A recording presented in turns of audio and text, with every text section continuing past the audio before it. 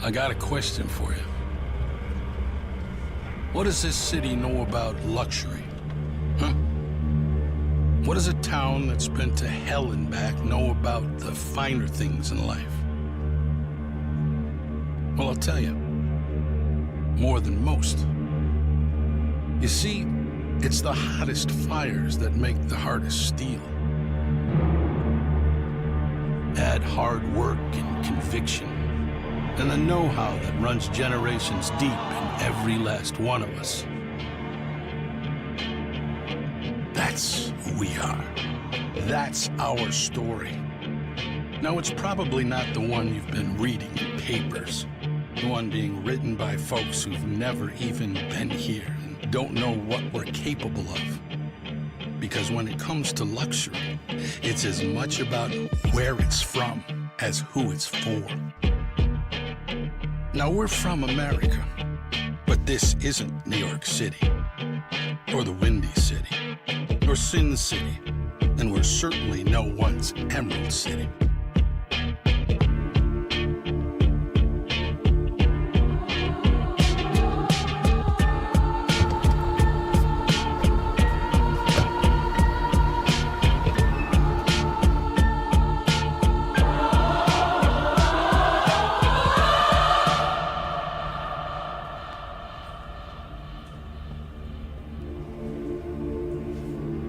This is the Motor City, and this is what we do.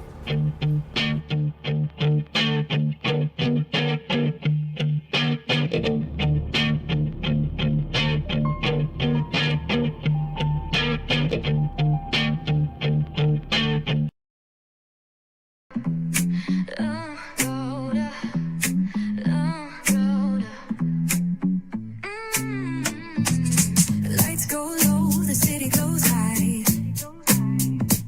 Stories untold under moonlit skies.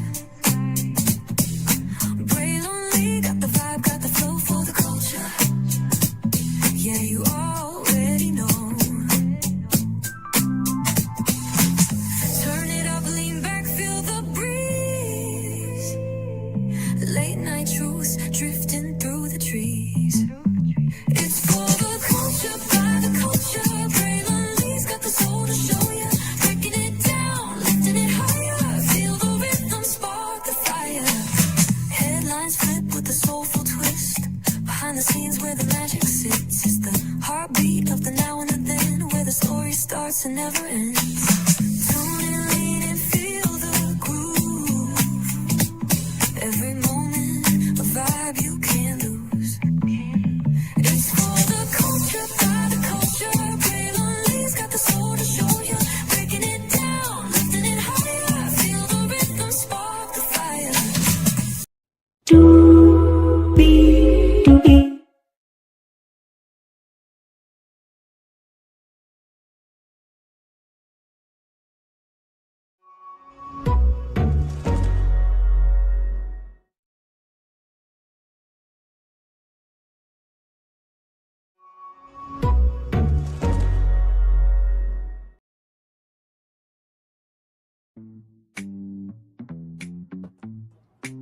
All right, try it now, my man. Try it now. Try it now. Try it now. What up? What up? What up? What up? What up? Though, how y'all feeling? We Bam, in the bam, building. bam, bam, We bam, can bam. hear you, good sir. Welcome in, y'all. This is our first ever Ready to Love on a weekday. You know, normally we give this to you on the weekends, of course, but the family that we are, we had a family member handling some family business. And the family that we are, we support that family business. In Jesus' name, yes, yes, yes, amen, amen, amen. So you guys going to get a little bit extra today from me and Q. But also, too, this episode got more than enough. Where me and Q don't have to be extra. But, of course, you saw the thumbnail. You know our voices. And, damn it, you know why you're here. Welcome in, everybody. It's time to talk about some Ready to Love for sure. I know Jack, our actual, will be here. And just a little bit has become one of our regulars, a very good regular at that. Q and Gigi, what's going on with y'all? Welcome in. Hey, everybody. What's up, family? Hey, welcome in. Bam, bam, bam, bam. What's going on? indeed. Welcome in. Higher is Wayne, low is available. But either way, we are about to go on tour. We gotta go on tour about some Ready to Love. Here's the gang here, myself, Q, and Gigi. We're all here.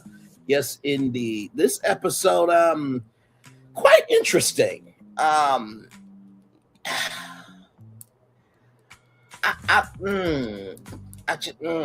Okay. You know, it was an episode.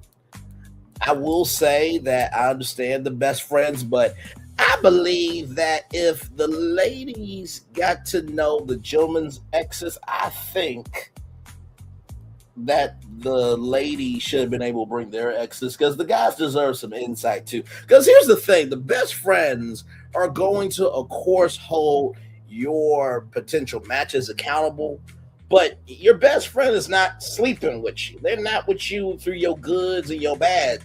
Because usually if it's really, really good, they're going to tell it when it's really good. When it's the bad, some of them might be that vulnerable, but you know, it's different when you're trying to potentially create, you know, a life with them, and not even an actual life in terms of producing a baby to come in the world, but you're creating a life where two become one.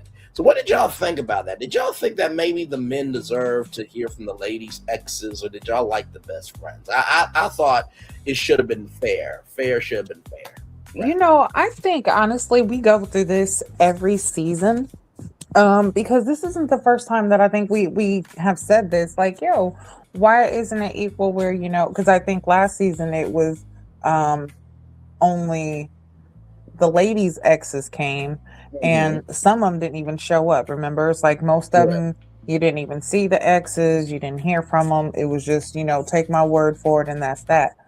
So yeah, this season I definitely think it could have been done differently. Where, hey, let's both meet the exes, and then even do where, okay, we both meet the exes, and then we both meet each other's best friend. Like, yeah, even if we did it where, okay, so last week it was, you know, the guys meet the ladies meet the exes. This week the ladies meet the guys' exes.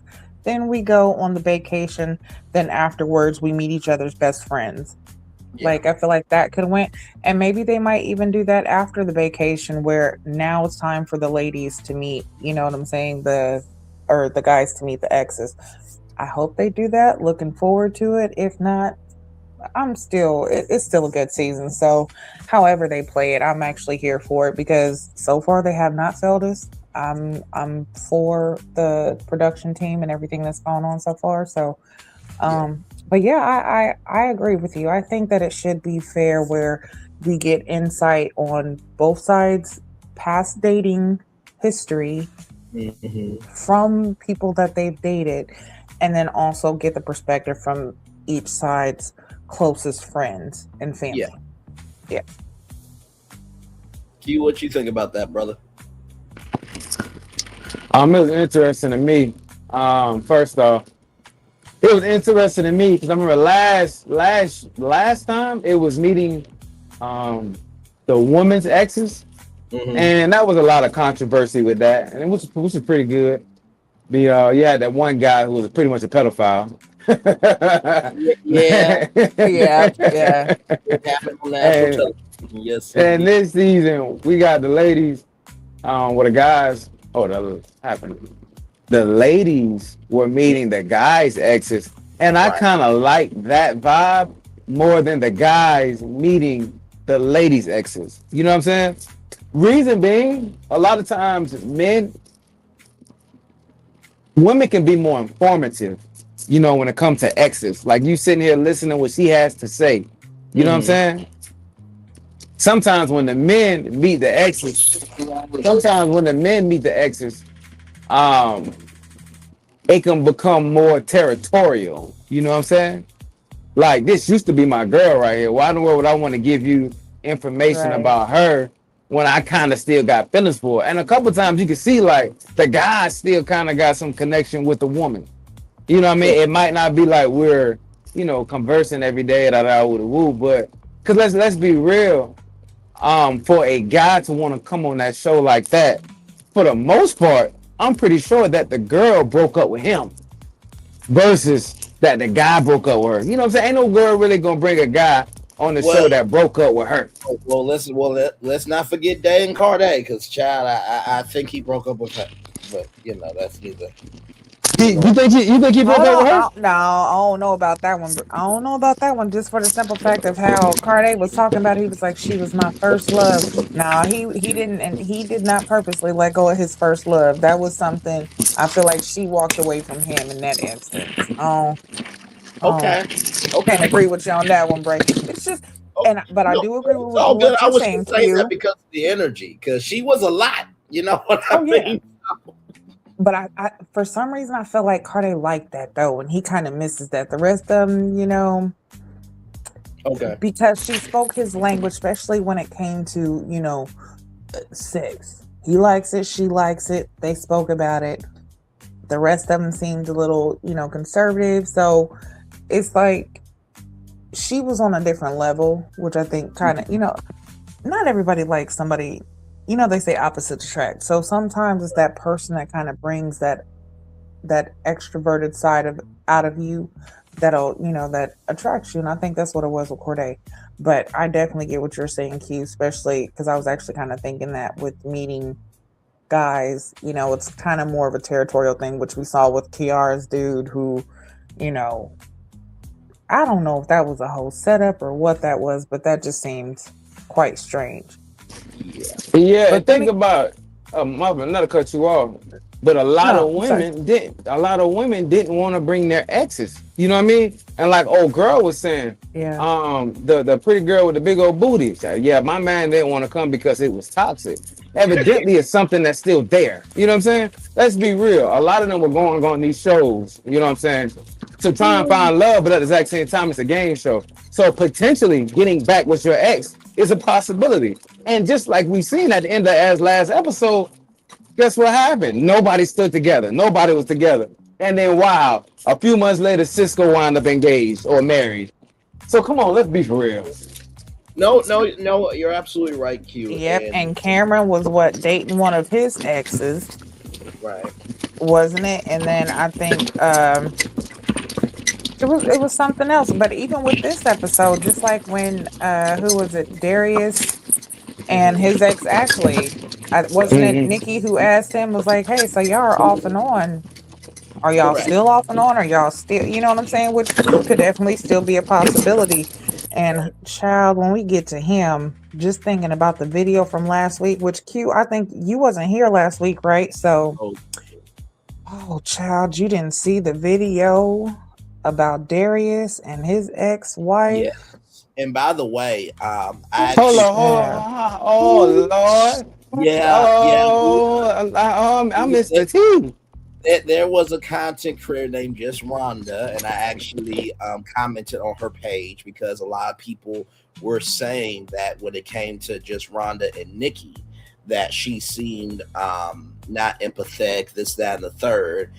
And what I said to Just Rhonda, I said, compared to some other content creators, you are going to be just fine. I felt like you were the auntie of like, what the fuck is going on here?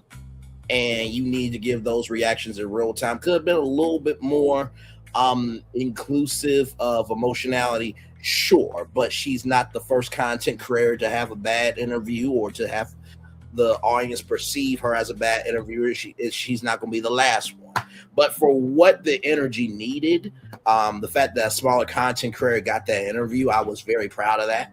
And she said that she wanted to see our review, so I linked our review to it. But yes, Q, there was an interview with Nikki and Just Jonda and Child. Gigi gave her take, and then she had to drop down. Then, of course, I finished it out. But there's even some more intel on Darius that I found that we'll get to here just a little bit later. Yeah. First off, my bad. You gotta go back and watch the episode after we get done reviewing. I go back if I missed it. But I'm kind of upset. I missed that tea right. My Yeah. Well, my throat's a little because parched right now. My throat's a little because of parched. who we are, once we get to Darius, I'm pretty sure, our brother Braylon can go ahead and, go ahead and show at least the first few clips. Because Q, when I tell you that within the first 20 seconds, she dropped some of the juiciest tea, in the first 20 seconds, we could tell the tea was hot and it was imported. Okay. an exotic tea collection. Oh yeah, without question. I know my brother is sharp. I know Li- he's li- sharp. and you know I was. I know. And, Hey. and this is the thing too that I really do love about our show is we really are about exploring the humanity beyond. And for the part that you were there, we did not see that interview before that was live, it was real time, and we were both flabbergasted. Yes, Hey, because us hold on, being what's the background noise? Can you mute your mic real quick? yeah, hang on. Yeah, thank you, sir. Okay. The host that we are, and we've done interviews before together and separately. There's usually some mental lag in an interview where you can get to that type where you can get to that part of the interview, but it was no. We are touching down. And we are and there's no time to relax in the airport. This ain't no layover, okay? Listen, you are getting off the plane immediately. Ain't no time to rest. No. So but yeah, it was a lot. It was a lot. Okay, we'll come back to it later. And let's get back to what we do. Yes, indeed. It was quite a lot for sure. So let me get to this here. So we open up on the ladies' lounge here. Let me get to that. There we go. We open up on the ladies' lounge here. All the ladies making it do what it do. And it's always interesting when you see like the still shots because Donna right here is like, now, Tommy, what are we about to do? I think Ashante got her tongue out, I think. Alexis, no, that's Ashley. Ashley is like, okay, I'm here, I'm engaged. Channon is, Shannon, of course. Lauren's got the head tilt, and Dominique, she's just at peace. That's why I'm sensing here. But Donna's face right here, it's just like, okay, Tommy, what you about to do?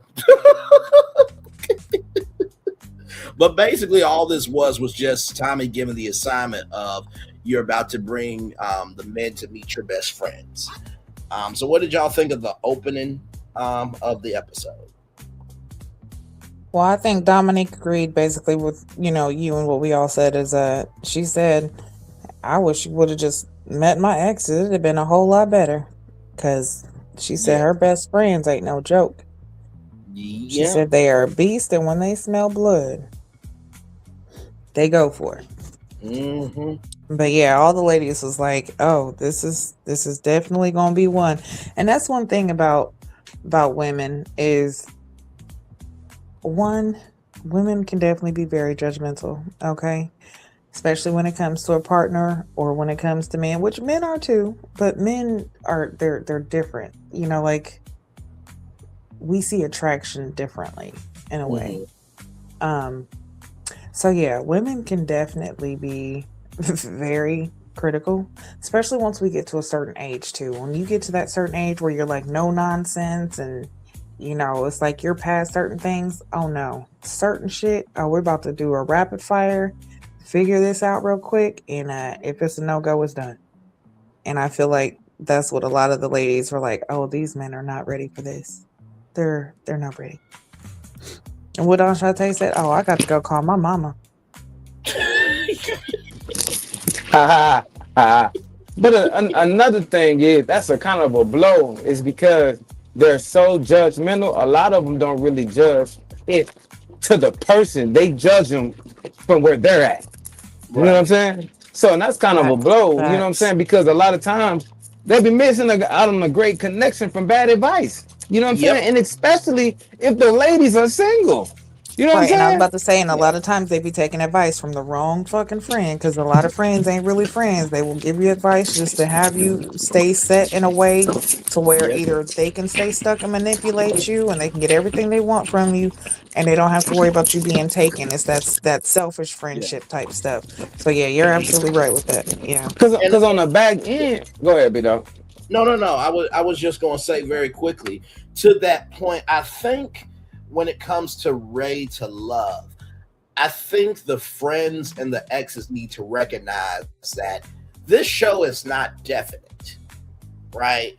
You're just coming into a chapter of a book that's been writing for a while.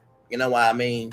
So I feel like sometimes with family and friends, sometimes they might feel like, oh, okay, these are your choices, and you're gonna get married and da da da. It's like I think the family and friends need to understand that this show is called Ready to Love. Ready is the key word. Not confirmed to love, right? So I do think that should matter. Go ahead, kid. Cause let's be real. You know what I'm saying? When it comes down to it, if it's me and I gotta bring my family or a friend or whatever, I want to bring somebody that's married to vet somebody that rather than bringing somebody who's dating. You know what I'm saying? Because if it comes down to it, hey, I'm gonna call Gigi. Hey, Gigi, point me in the right direction because you're going through it. You feel me, Braylon? You know what I mean? Me and you might have a better connection when it comes to. I feel like she's attractive, da da da, woo, woo, but pointing me in the right direction. I'd rather bring somebody who's where I want to be at. You know what I'm saying? The end goal. You know what I'm saying? And I'm pretty sure that go vice versa the same way. But the thing about it that's disappointing with Dominique, I guarantee you the friends that she bought was single. And the thing about it is, like you were saying, Gigi, some women want other women to be single because who I'm gonna hang out with. You know what I'm saying? So, and that's what I feel like that ran into that situation. Just because they smell blood don't mean that, you know what I'm saying? Like, just because they felt a certain type of way towards him, all the other shouldn't negate all the other hard work he's been doing to get to know Dominique. You know what I'm saying? Yeah. Like, okay, then one of the girls made a comment talking about, so we need to make sure that he'll be able to hang out around us. Man, I can give a god dog on about hanging around your home girls. It's gonna be me and you the most part. You know what I'm saying? If you want to go chill with y'all, go chill with y'all. I don't have to be there. I don't. You have to be around my friends as well. But you know, it's gonna be a common respect there for first. You know what I'm saying? No, exactly right. And to your point, I feel like when it comes to friends on Ready to Love or The Bachelor or any dating show, I feel like it should depend on the level of friend that it should depend on the level of the experience that you're in, right? So let's just say if Q was on Ready to Love, I feel like if me and Gigi got called on, Q would be fine. And do you know why? Because even though I'm single, y'all have heard how I throw down with advice and my commentary on the show. Q knows that. Yeah. Just attraction, because I played it with the greatest Cinnabon cinnamon roll in the world. But if the flavor is good mentally, we don't need to eat most definitely. one way or another. Do you understand? So, not to negate. You know what I mean? Your advice when it comes to that portion. I was just talking about, you know, being married, getting some married advice. You know what I'm saying? Like, I mean, that's just facts, though. For a person who strives to be married and have a family, why would you talk to someone who's been divorced 4 times, still single, who done cheated in every relationship? Don't take, you know what I'm saying? It's like, wait a minute, you're taking advice from somebody who didn't even do right in their own marriage. Right. So how is that going to help you be the person that you're striving to be? Like, exactly.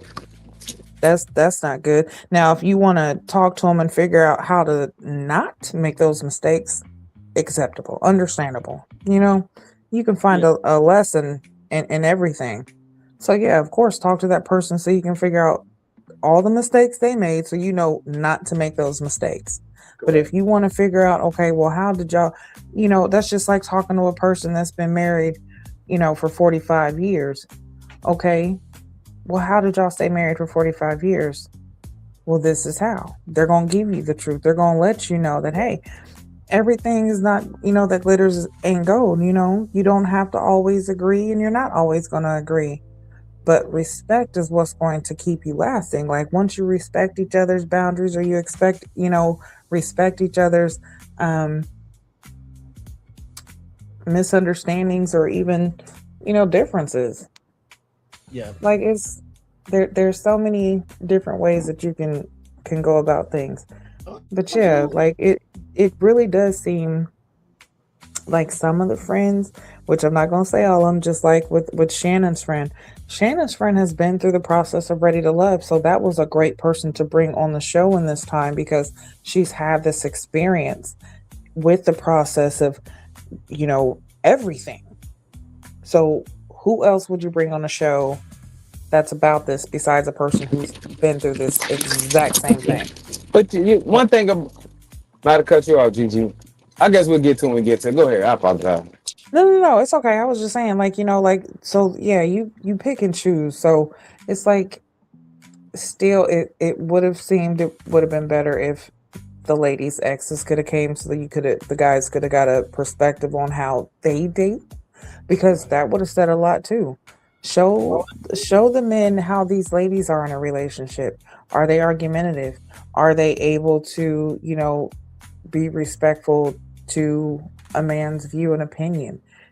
What was the differences? What was it that made you guys not last? Because if you ask the ladies can say it was the man's fault. And the man can say, hey, yeah, it was my fault, but this is why.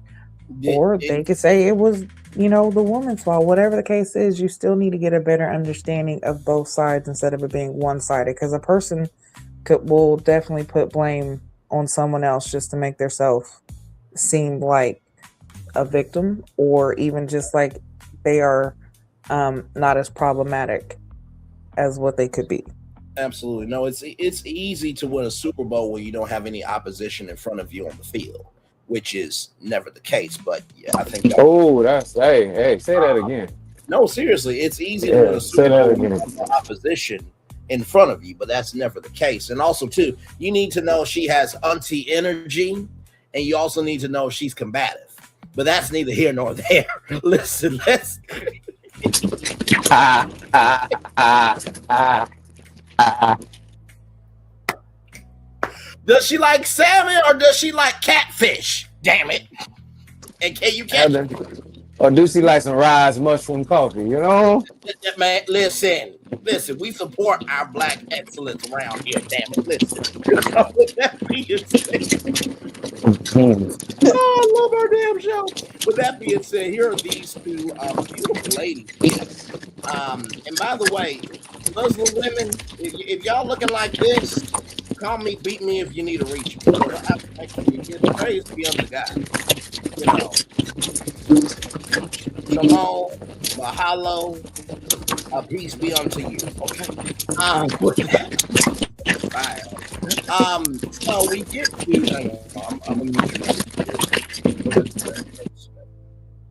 you. Here we go. So we have right here, Ashante, Kyla, and Delonda.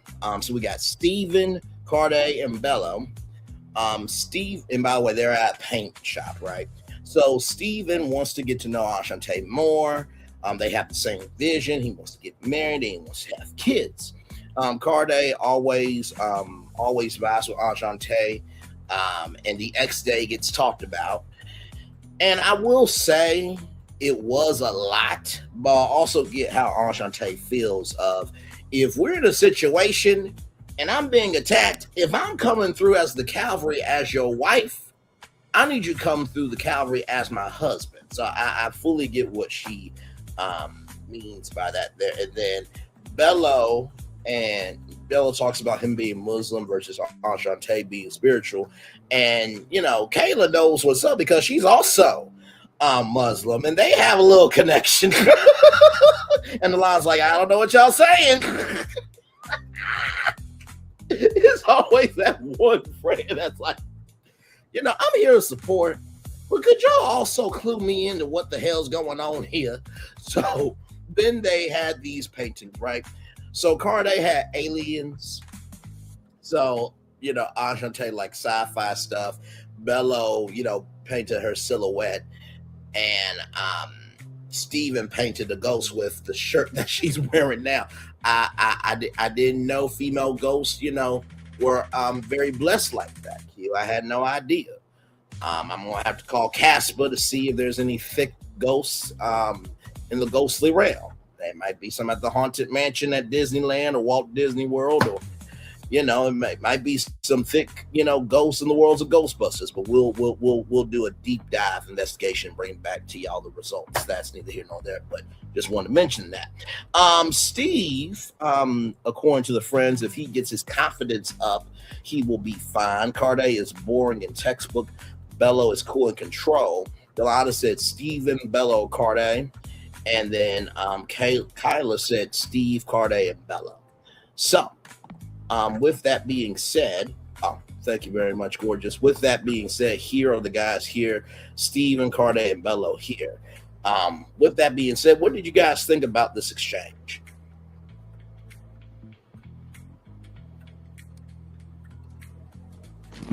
I kind of, to tell you the truth, out of all of the homegirls, I enjoyed their interaction the best. Mm-hmm. They were open. I feel like they gave every guy an opportunity, which was cool. You rarely see that. It wasn't no back and forth or bad energy. The young ladies, gave everybody, all of the guys a great opportunity for her and let them talk about their connection as well. They asked them some pretty cool questions along the way too. And the guys gave, Bella, I ain't gonna lie, Bella's smooth. I just realized how smooth Bella is. During this process, I really seen who Bella is. You know what I'm saying? Yeah. Now, it has me questioning, is Bella ready to love or is Bella ready to be on the show? You know what I'm saying?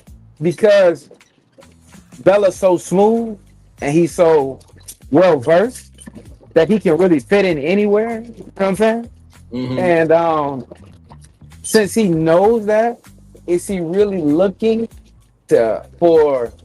I really feel like Bella is going to choose Dominique off the aesthetics and what it could look like for them just to say, hey, we tried it. You know what I mean? We look good together.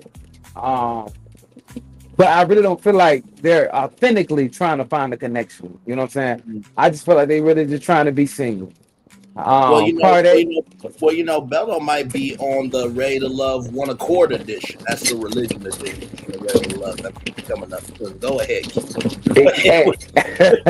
Then on the crazy thing about it, let's be for real. Like, Bella just not finding out he got a child. He got a 1-year-old child. You know what I mean? Right. That's in the mix of this. You know what I mean? And you have to really trust what he's saying, that the situation is just, we met, this happened, now I just got a baby. You know what I mean? So and let's be real, even if that happened, you owe it to the child to at least explore that connection. You know what I'm saying?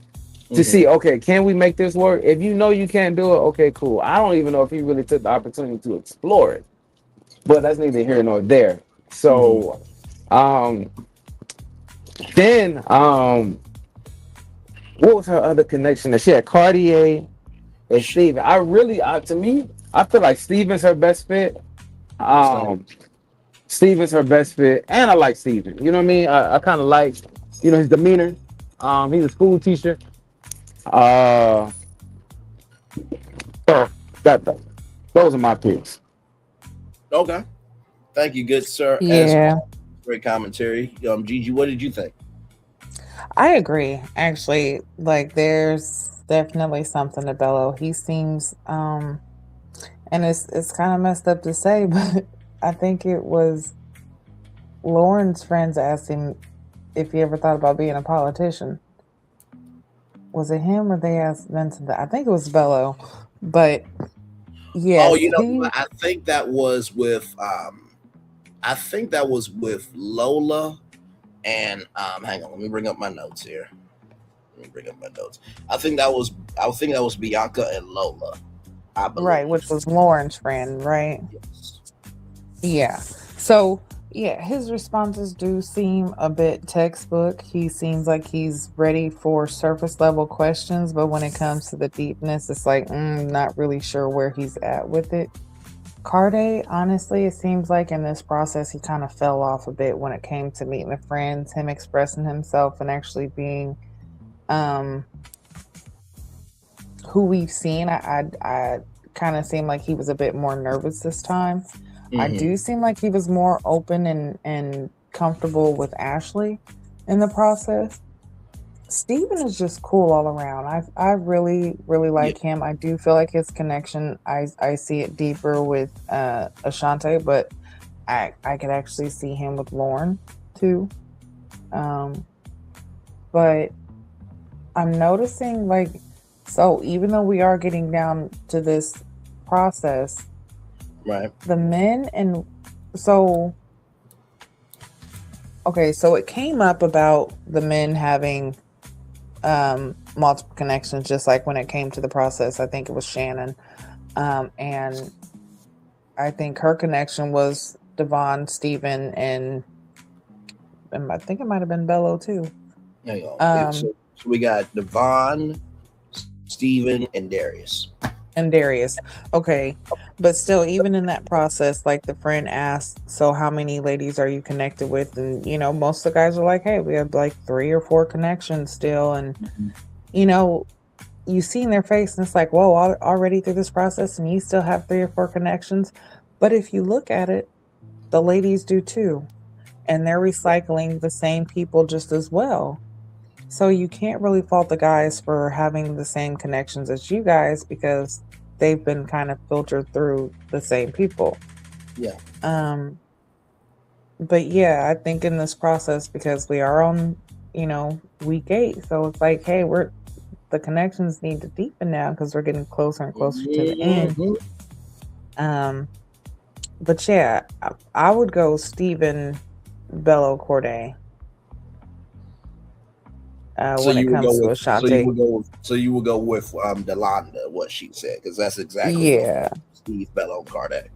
Yeah. Okay. Sounds good to me. Now this is very interesting. We have some alumni coming on the show. So Mercedes was on Ready to Love Miami, and she seems like a down to earth person from what we saw. Devon said, top, 4 out of 6, top 2. Steve said top 3, and Darius said, 1 and 2, right? Darius has 4 kids, and he was with somebody for 11 years, a decade. All of them want kids. Channon said, at 3 months, you should know if you want to continue this with this person. And then 3 months if you know, 3 months to see if you want to continue this, then 6 months to be long-term with somebody. And Devon said, I think that's a good start, but it's not everything. And Steven, I think, probably gave the best answer. That, I think it takes about a year. And, Devon said, I think that's an impossible question. Now, I would say this to Devon. I think it's only impossible to a certain degree because it depends on the couples, all right? From a general sense, I understand that, but bro, you're on Ready to Love where you gotta have an answer. I'm sorry to tell you that. This is unlike any other dating process in real life. Now, normally, you would have that time, but bro, you had to be able to give an answer. Mercedes said that she sees potential, but she would not choose any of them. And Channon, she said that I wouldn't choose any of them either. Now, this is how I feel about it, right? Channon has never, ever been up for elimination. Why? Because Channon does have the qualities of a wife.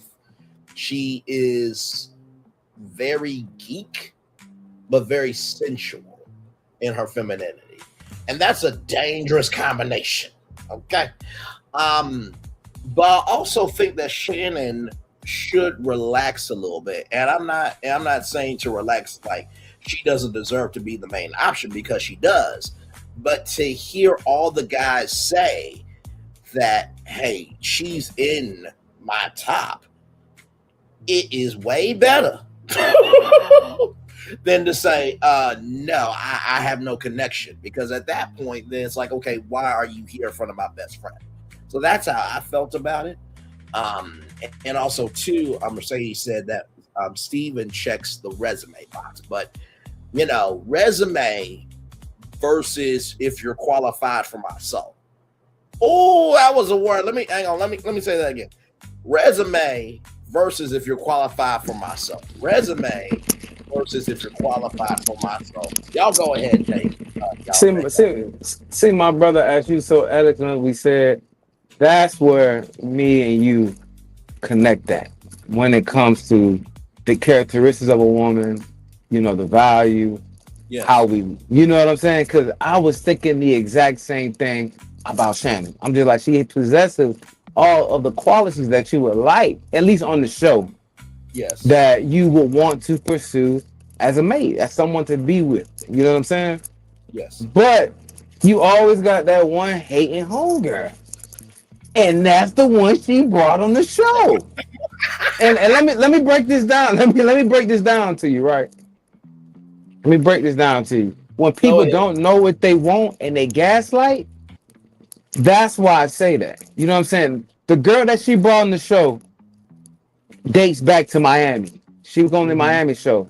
She had 2 connections. She was a dark-skinned guy. Heck of a dude. You know what I'm saying? They went further in the connection, and the guy that she wound up connecting with, he was, you know, when Tommy used to bring on an extra person later on in the show, he was a curveball. The dude was a curveball that came. Okay. So she was talking to the dark-skinned dude, heck of a dude, and during the vacation that it went on, her and him pretty much decided, like, you know, we're not for each other. Pretty much she told him that she won't give him the reciprocity that he needs in a relationship, right? Then it moved to the guy that she told at the end of the show that she's not ready to love. So that's 2 guys you said that you were not ready to love. The other guy you said that you were not ready to love because of the long distance. So if you knew the long distance wouldn't work in the first place, why would you explore the connection? Gaslight number 1. Then come on the show and tell her homegirl that none of the guys are pretty much qualified for her to date. She said, who do you see me with? She said, none of them. So you telling me you got 3 decent guys and none of them is good enough for her? So who the hell are you waiting on, Jesus Christ? Let's be for real. Hold on. Wait a second. I listen. I completely feel what you're saying. But hold on. One thing that I will say in defense, okay, is she didn't say who would you be with in the end. She said if you had to choose someone for me right now, today, right now in this process, if it ended right now today, who would you pick? And she said, honestly, none of them. I could feel that. Because honestly, if you sit there and you listen to the conversation, and when it comes to what they feel about Channon, none of them could give a concrete definition or feeling or expression of how they feel about Channon or what they could see in her or how they could see themselves with her. They could not give a, where she's at between the 1 and 4 women. They couldn't give a reason of why they would want to be with her, how she could even get to the top, what they would like from her, if they would want to communicate more from her. There was none of that. It was just them sitting there answering questions. Just because they were her top does not mean that she's in their top. That does not mean, because when it came to them, who did they invite to come meet their friends? I don't think Channon was there with Darius, nor do I think she was there with Steven. She might have been. I can't remember. I know she's there for Devon. Devon, yes. I know she's there for Devon, but the other 2, no. So I could definitely see where her friend was coming from with the question of right now, if it ended today. Yeah, I couldn't. Honestly, I did not see where Darius or Steven came in as being a connection for her at all. Devon, yes, we've seen that. But the other 2, I was shocked to even see them come in. Yeah. So And I can completely understand that, but I can also completely understand where you're coming from, Q, with the whole fact of, wait a second, you were so indecisive when it came to your place on Ready to Love that you ended up gaslighting two guys. Because she could have ended up with the dark skinned guy and it could have actually been a real love connection. But because of her own self sabotage in the process, she let go of something that could have been what she truly needed, but she went with what she wanted, which didn't even work out for her in the end either. right. So I completely feel where you're going with that, but like I said, I also can see where Gigi, she's saying, that was such a girl power, but I'm your homeboy answer. I promise you. I totally, hey, I love that response. I really love that response. I promise you I did. Because the reason why I say I loved it was because you were right. You know what I'm saying? As far "Hey as from Jay, as far as from the homegirl, you know what I'm saying? Hey, Her hey, perspective was like, I really don't see none of the guys really choosing you. You know what I'm saying? I really don't see them choosing you. But at the exact same time, they were saying she's in the mix. Now, just because I feel like just because of how the process is, like what bro was saying earlier, you know what I'm saying? It's not um the confirmed to process is not confirmed to love. Exactly. It's not confirmed to love. But are you ready to? Can you see me with any of these guys? They say the guys never said that they were not interested. They never said they were not interested. They would just say they're in there one or two. Or they were in there two and one. You know what I'm saying? So I really feel like um that she still could have made a better decision just to say none of them. I'd rather her say, I can see you with Devon, but the other two, not so much, because the interest is there. So now she's going back into the mixer like, I don't have anybody because of the bad information she got from my homegirl. You know what I mean? So I I feel will like, oh, I will agree with you there, but also too, just to add context and conjecture and connection, mhm. Mercedes did say that she saw potential. She Okay, did. okay, okay. Um, but also too, I'm not mad at your opinion either because I know for you and Gigi and for Solana, y'all are deeper in the lore of Ready to Love, and y'all are deeper, members of Ready to Love Nation. As am I, but I'm a Ready to Love Nation member based on how we were the show. But I will say this: I think that the difficult thing for Shannon is going to be the potential of what her friend sees versus the reality that she is embracing, right? So I think as long as she recognizes that reality that's in front of her and she doesn't let that potential determine her movement, I think she'll be fine. Because like I said before, at least now the guy said that, no, you at the bomb, child. There ain't nothing here. I'm just here for free food that I ain't got to pay for. Thank you, Will Packer. Thank you, Lighthearted Entertainment. Thank you, Oprah. At least that wasn't said on camera, nor should that ever be said on camera. You should yeah, not break the fourth wall like that. Go ahead. no, and also just one more thing, because when it came to like placement, Darius was the only one who said that she was, one, possibly two. Steven and Devon, which Devon was supposed to be her close connection, he said he had four other connections. He never said if she was one or if she was four.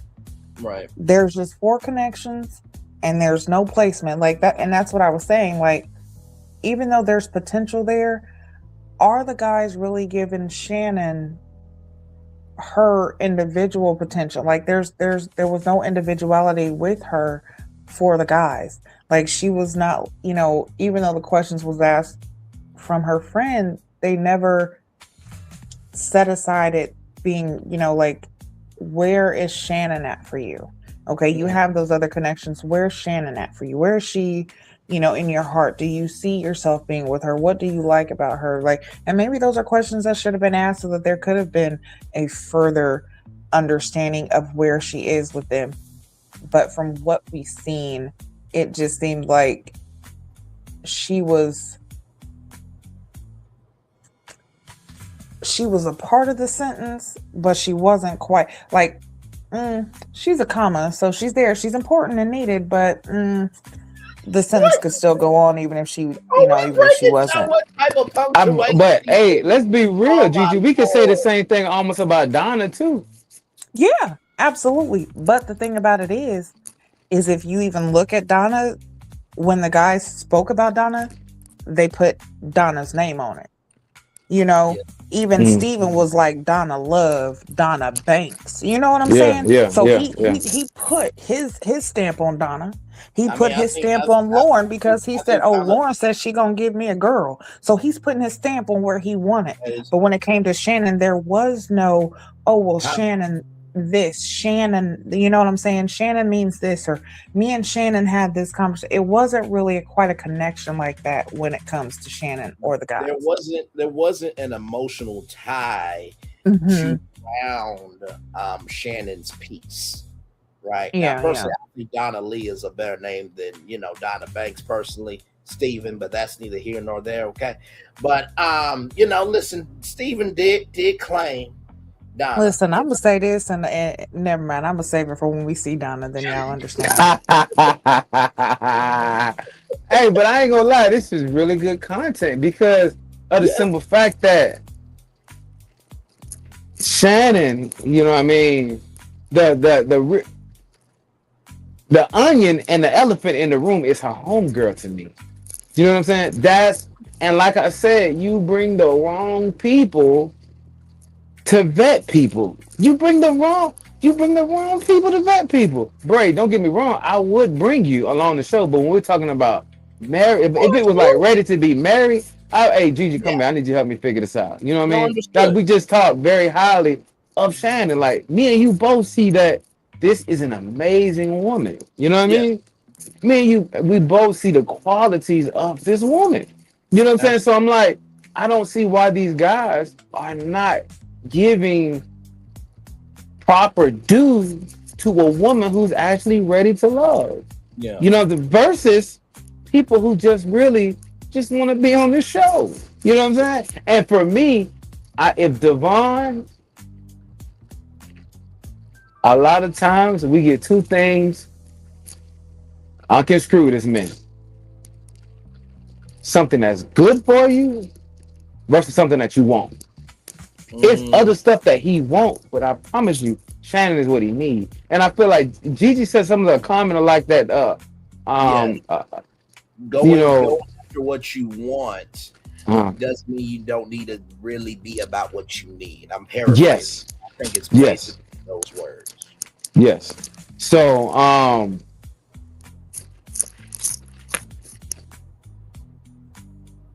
Here, I'll uh, say it like this, just to put it in a better way. Uh, Keeping the door open for what you want doesn't necessarily mean you're closing the door on what you need. Amen. Amen. Amen. Amen. Okay, and you shouldn't that's close the it. door on what you That's need it. just because you're keeping open the door for what you want. Because I mean that's that's what it is. And you're so right. Q is so crazy because Shannon is such a beautiful woman inside and out. Her personality, her her demeanor, just how she is, her conversations. She can be goofy. She can be loving. You can tell she can be serious.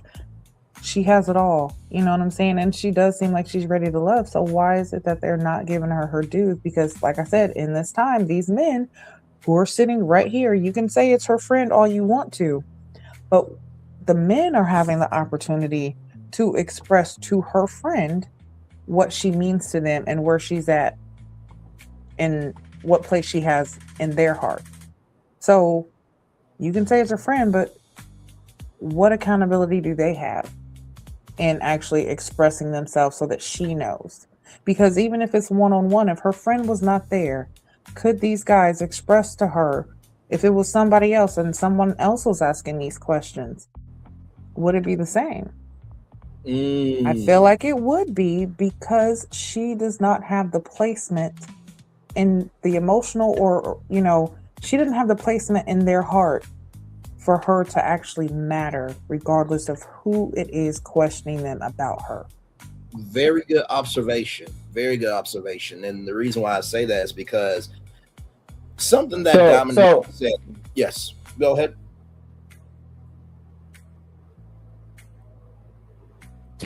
I'll go ahead, brother. Go ahead. No, I was just going to say very quickly to what Dominique said to Devon, and we'll get to that, but I'm bringing that point up to relate to Gigi's point here of I need you to be out loud for me like I'm going to be out loud for you. And so if the energy was not going to change with somebody else there, then at that point the energy you're giving is the energy you're giving. Because here's the thing, right?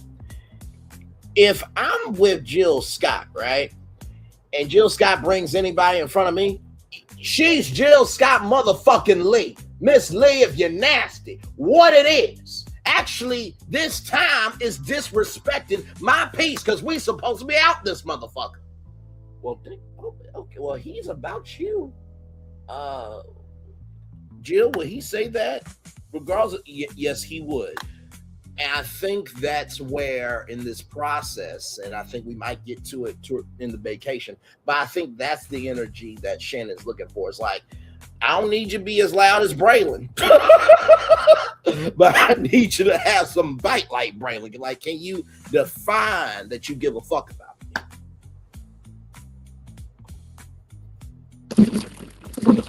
me? So I got one for you, Gigi.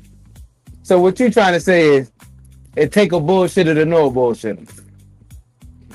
Listen, sometimes you have to shovel manure to understand the difference in the texture. That's all I'm saying. If you step in enough shit, you can tell human shit from dog shit, right? You're 100% right. All right. Because just another one.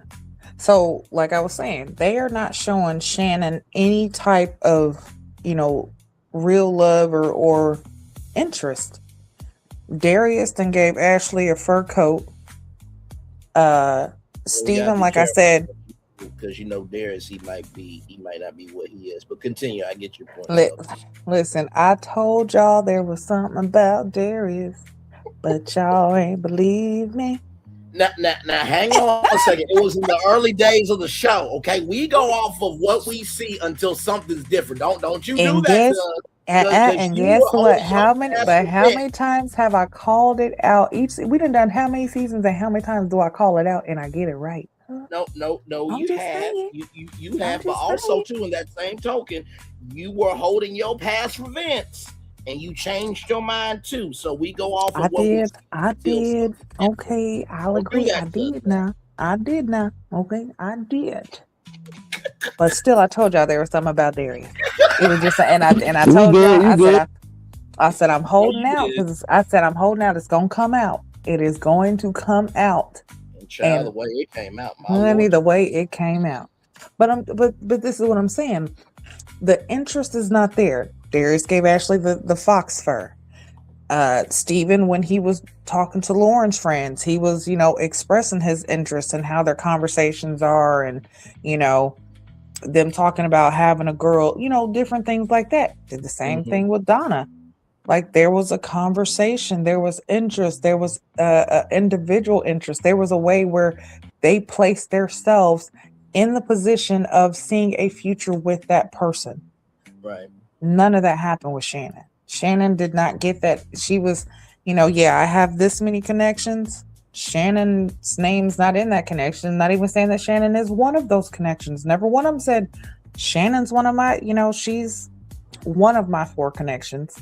She's just in there. It just seemed like, hey, I have 4 connections. Okay, well, who is it? Is Channon even one of them? Right. So, yeah, it just seemed like a lot. And for me, especially after seeing the shit with Darius, I don't believe nothing at all that comes out of his mouth. Yeah.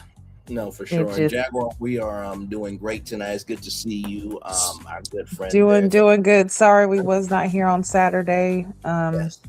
Or, we was going to do it actually Sunday, but I actually had some bad news. Lost a family member. So, been dealing with that, but we are here. So Hope everybody had a wonderful Christmas and have a great New Year. Yes. But indeed. yeah, so we can go ahead and move on because I feel like we've talked about them enough. But yeah, there's just no connection there. So Absolutely. So, so first of all, this person looked like, wait, are we actually doing this?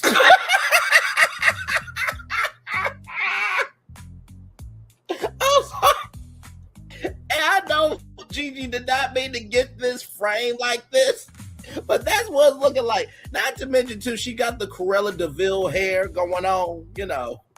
Puppies! Anyway, let me stop playing. Let me stop. So anyway, we're with Lori. We with Laura and her friends Bianca and Lola. Bello, as we all know, he has a 1-year-old. Loves Lauren because she likes a maroon, God-fearing, and traditional woman. And when it came to, the child, he said, almost 2 months, right? Because when it comes to, the baby being inside the womb and all that, he was really breaking it down. I'm just like, well, Bello, all right. Paging Dr. Bello. Yes, indeed.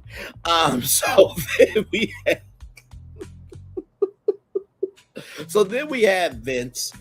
Vince said that, Lauren, and him, the conversations that they have are free flowing and natural. He hangs out with his children, but he's also good with the 2 children he has. And then there was the 6'7" type of question. I only say that because the height question came up of, are you really 6'2" or are you 5'11"? And then, Steve, he's a regular guy hanging out with the nieces and nephews. And Steve said that, Lauren's going to give him a girl, and Lauren is his girl. So they like Vince, surprisingly. But do I need protection from you? So they both said Vince is number 1, Steve is number 2, and Bello is number 3. And I think the conversation of should Bello be a politician came up. And I will say this, right? I think it's a difference between moving like a politician and just knowing who you are, right? And like we said, to come on national television to find love and not really knowing, how to move, right? Thank you, gorgeous. And not really knowing how to move and how to be. We give love, grace, and space to that. But in the same token, I think it's comforting that somebody can know who they are and give answers that they can feel comfortable with too, right? Just because I give a political answer doesn't mean I'm not being genuine. Maybe it's just, no, this is what it is. Maybe you haven't had, maybe she or and y'all haven't had somebody that is confident in who they are, but that doesn't mean I'm being a politician. But I also understand what they meant by, the smoothness. And, maybe we haven't had smooth people in our life, but we're all rough around the edges from time to time. So, yes, indeed, there. And, I thought that something happened to you guys. I'm sorry to hear that. Please accept my condolences. Thank you so much, Jaguar. Actually, we love y'all. Like, whenever we're not here, like, we do think about y'all. I mean, of course, we also have lives outside this, but we really do sincerely appreciate each and every single one of y'all, because without y'all, there is no us. Without us, there is no y'all. So to the panel, what did y'all think about Lauren and her friends? Lola, Miss Cruella DeVille. If we can we go ahead and go back to Bello? Let's start with Bello. Let's go ahead and start with old Bello. Sure. I mean, if y'all don't mind to do it like that, we can go Bello, then Vincent, then Stephen, if y'all don't mind. So with Bello, again, like we had said previously, he is definitely a smooth talker. He has all of the answers. And I want to definitely tip my hat off and say respect to him, because in a situation that he came up, upon with having a brief interaction with someone, them getting pregnant, and him stepping up and being a father, even if they aren't in the same place, which I think they live in different places, but he still stepped up in that time. A lot of people, and I'm pretty sure he probably went through DNA testing and all that and found out that it really is his child. So, Big kudos, big kudos. yeah, kudos to Yes. him for stepping up and actually taking on the responsibility of a father in such a time like that. And, when the question was asked, like, hey, so in this situation, did you and the baby mama try to work things out? How would she feel about you moving on? And, it's also a good thing that they have an understanding that they're not going to be together. I don't know if they have tried it and just decided, hey, it's not going to work, or if they've just decided, no, we're not, this is not what it's going to be. But still, it's good that he's able to have that conversation. That's out in the open. It's not something that's hidden. So whoever goes into this, into the next stages with him, know this up front. We don't have what was old boy's name from Never Ever Met, that Oh yeah, Charlie and what's the name? Oh fuck me. Hang on, I'll look it up real quick. But you guys know who I'm talking about. Like, you got all these secret kids, but yet you're dating, and all that crazy mess. Like, yeah, Jared. Yeah, Jared. Yeah, so it's definitely hats off to them with the whole process of co-parenting right now. I will say though, I still do have concerns with Bello, because I do feel like right now, okay, it's a concern, but it's also like it's a good thing too, because we spoke about him only staying having stuck with the connection with Dominique. I feel like now he's branching out, trying to find other connections and make other connections with Lauren and Ashante. And that is definitely good to branch out. But I also feel like he's putting himself in positions that he not necessarily really wants to be in. Like, I really don't see him being with Lauren. But I could see that them possibly being someone that each other could possibly need. But I just don't see them actually being a real connection. So it's almost, to me, it's like a forced connection, just because he sees that Dominique has several connections and guys are definitely after her and like her. So he has to kind of put himself out there so that he doesn't let himself down. Correct. Fine. You know what I'm saying? And that's understandable. But yeah, I don't know. I don't see their connection. I really don't. But Q, what do you think about Bello and Lauren before we move on to Benson? I feel like they'll be good friends. They seem like they got, well, Bella seems like he can communicate with anybody pretty much. And I just wish our homegirl would have stopped by the beauty parlor before she came on live television with that bad. Yeah, come on now. Come on, hey, come on now. Hey, looking like Storm from X-Men. I was like, God. Hey, not too much on Storm. We love to think girls cosplay Storm very well, because they did a terrible job. That girl, come on, ain't nobody said nothing. Nobody saying that. When she go back and look at the replay, she's gonna be so upset with herself. Cause that looked terrible. I'm just like, come on now. You put blonde with the black with the blonde in the brown, like, sweetheart, come on. You pretty, but God, you still got it.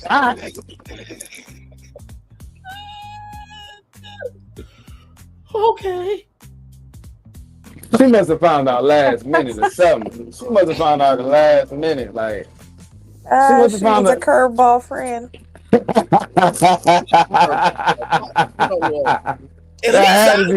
called Jaquella DeVille. She's a legend. That had to be. And she the one with all the questions. Oh, you 5'11", 6'9", and this and that. The man just said he's 6 foot. I mean, I didn't really understand. Hold on, he said he was 6'2". We all knew he was lying because we seen Lauren was taller than him, and she only 6 foot. But I that's neither do. here nor there. Did Lauren have on heels at the time? I don't think so. That I don't know. I don't know. But man, it was come on now, you know. Well, he talking with some. Well, the doctor said it. Another thing. Now, check this out.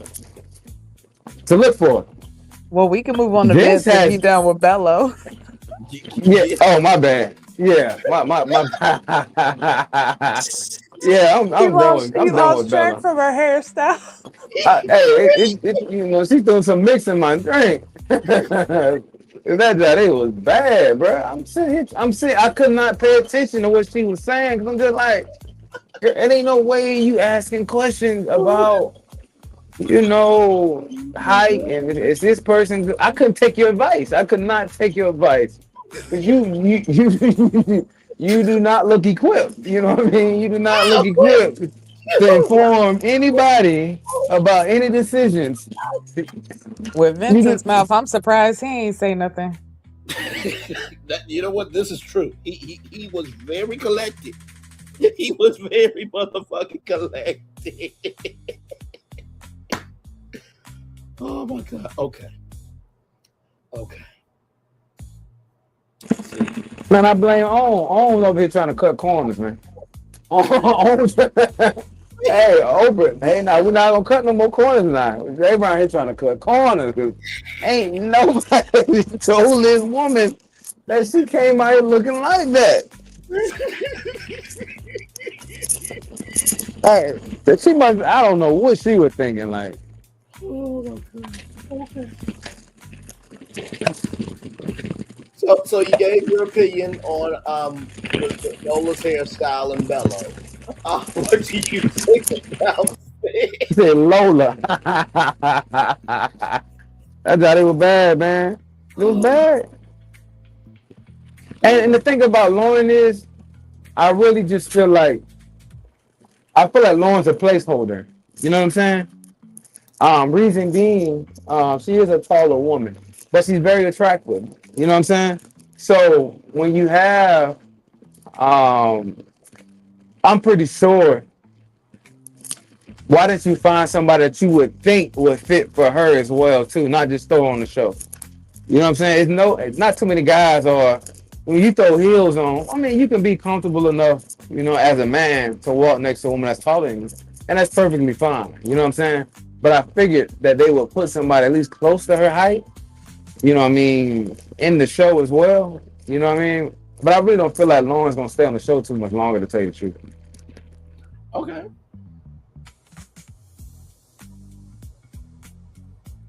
Interesting. Let me catch up here with a comment here. Well, he said it was a one-night stand. This is Bello here. The basis of their interaction wasn't a relationship. He said it's strict co-parenting. That's from Jaguar Actual there. And thank you for that beautiful comment, Jaguar. So you gave your opinion on Lauren. Vince, do you feel like he handled himself well here, or what was your take on that?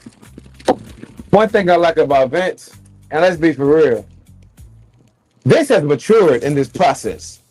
Yes. You know, because right now he'll be a prime target for Gigi's foolishness. He'll be a very prime target for Gigi's foolishness, but he has matured. That's crazy, Mom. Yes, you would have chewed him up. You know what I'm saying? But you would have chewed him up and spit him out by now. You know what I mean? You would give him a lot of grace as of late. You know what I'm saying? You would give him a lot of grace. But you know, when I say he's mature, he's not as jokey. He seems to be taking the process a little bit more serious now. You know what I mean? So, and that's one thing positive I would like to say about Vince. He does seem a lot more, even when he had a conversation with the girl that got kicked off the show, talking about her wanting kids, and you know, yeah. So he's maturing now. You know what I'm saying? I don't know if he really took the process for him to come out and be Kevin Hart or Chris Rock or somebody. You know what I'm saying? But I feel like he really has changed his approach in the process. Once he was on that the hot seat, you know what I'm saying? Once he was on the under elimination, I feel like um he's become a better I guess a better person, yeah.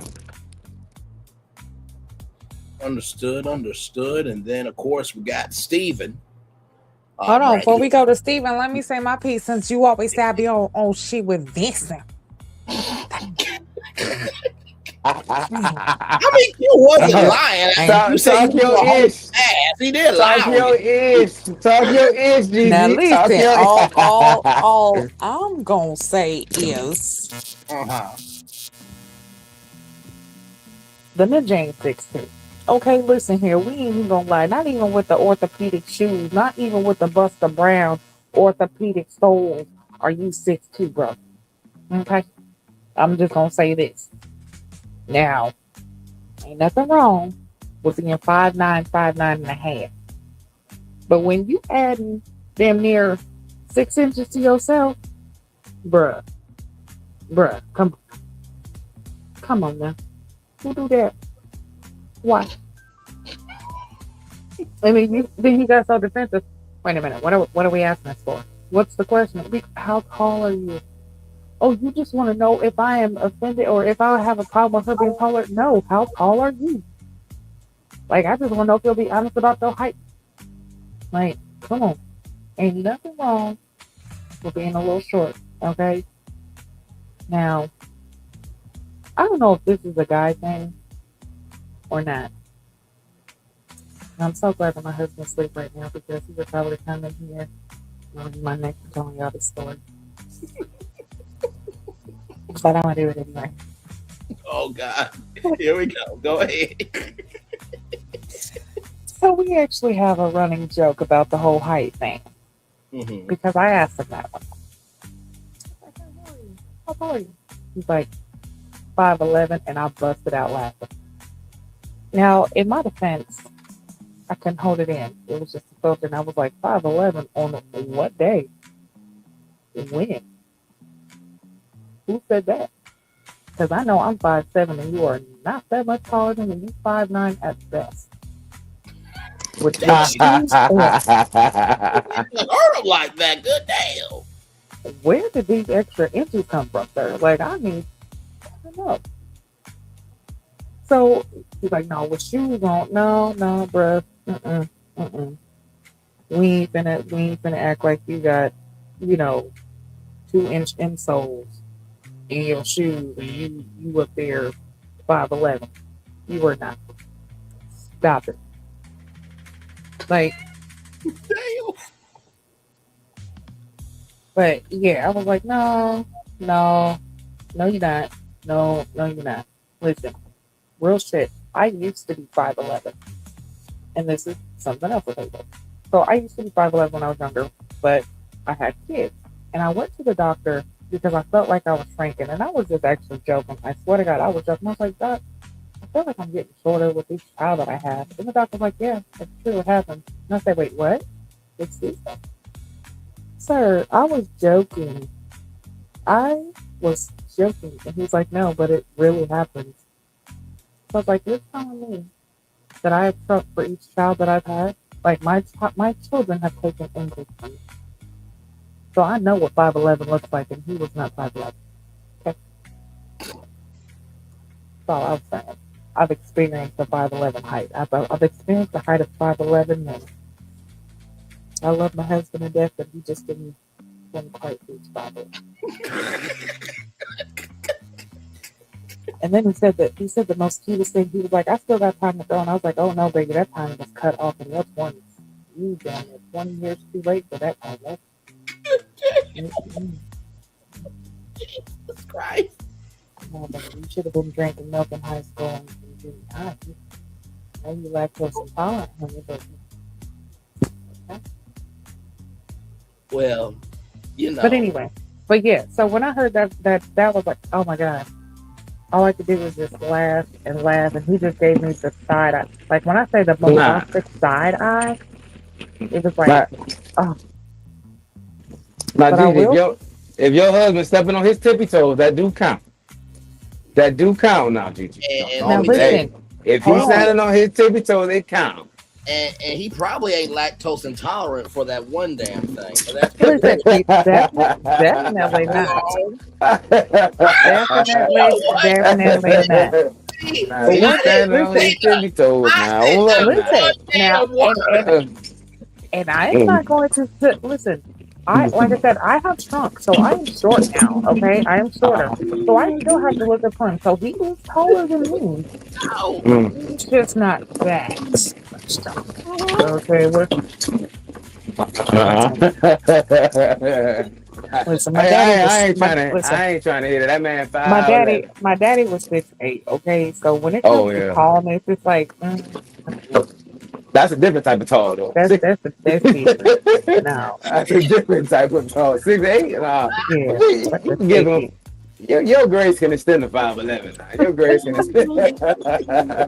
Your grace can extend to 5'11". Listen, I know, kids might be watching, so I hope your parents plug your ears. Listen, I'll just say, them extra inches come another way. Oh, and there it is. hey, hey, exclamation point. That part. Period. Pooh. Period.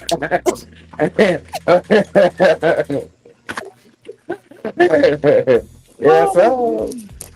Yes, But yeah, sir. Did I mention? And I always had to say this on Three with the T, that I am the most calm, cool, and put together one on this show. I'm always on my best behavior. Now, of course, I'm being facetious when I say that. hello, ladies first. I was about to say, hold up now, brother. Hold up. I was about to say now, wait, You just got out the corner. Hold up, brother. right.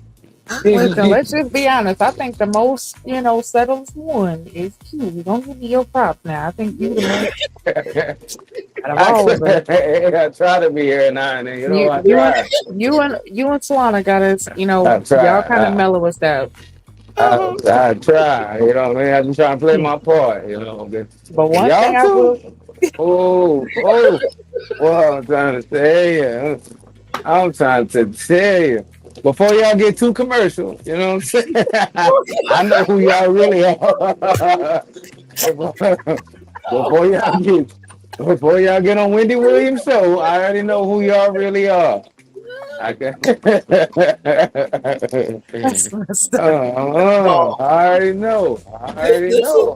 this is how you know we're this real with each other. Because here's the thing: as a true host, you have to be able to keep your integrity together. But then you also have to recognize to read the room and know the team that you're on. And so there was no way in hell I was going to be able to say that completely without owning it. So you see how I owned it, and they're like, you know what? Good for you that you owned it, because we were going to call you out regardless. But you do your thing. But Bray, really though, you put together, really come on, Bray. Come on, we love you, but He trying to switch it up in 2026. Nah, brother, we ain't there yet. Right. You We trying to jump ain't in. there Hold yet. on. We are not there yet. We got a couple more days. Right here. Not ready. But I will say that in yes, Vince's defense, because y'all know how I felt. Okay. mm-hmm. I will say he has gotten better, and I do commend him for how he handled that situation, because I, in my mind, thought that he was going to flip the table or just say some off the wall mess that just had everybody just slap him aghast. But he didn't. And I feel like that was also where he was like, you know what? This is my exit. It's time for me to go. He didn't have nothing to do. He didn't have a thing to do, but he had to go. But also too, let me catch up on these comments and then I'll say what I'm going to say. Love these two, as y'all know. Of course, Solana as well. Based on the trailer, Lauren doesn't last much longer. Vince was leading with his comedy, but it wasn't working, so he changed his tactics. Ladies first, 4037. Welcome in. Glad to have you here. Hello. Yes, welcome in. Glad to have you here. Vince is no nonsense. Low tolerance for ish. They asked, he answered. They should have moved on. Lauren herself said she was embarrassed. Her friends didn't do her any justice. And, that's what I was going to say, with Vince, is that I do believe that he really is a good person. And, sometimes we use humor as a coping mechanism, right? So, and on top of that, for the friends to see through all of that, and they actually liked him. Like, they put Vince as number one. Yeah. So that goes to show you, Vince, Vince is the dude here. You know what I mean? So even with all how Vince is, I will say he definitely is in a way put together. He knows what he wants. He knows where he's at, and he is not willing to compromise where he's at right now just to appease someone else. And I actually do respect that because, I mean, he even said that I'm not going to just basically come for you, just cause basically, or I'm not going to go outside of myself or do something that I don't like or that I'm not comfortable with just to please your friends or please you. So I respect him for that. And it does put Vince in a different light mind. So, and Lauren did say that her friends didn't do justice, but Lauren didn't do justice for herself either. Yeah. But the crazy thing about it is, right? Y'all ready for the kicker?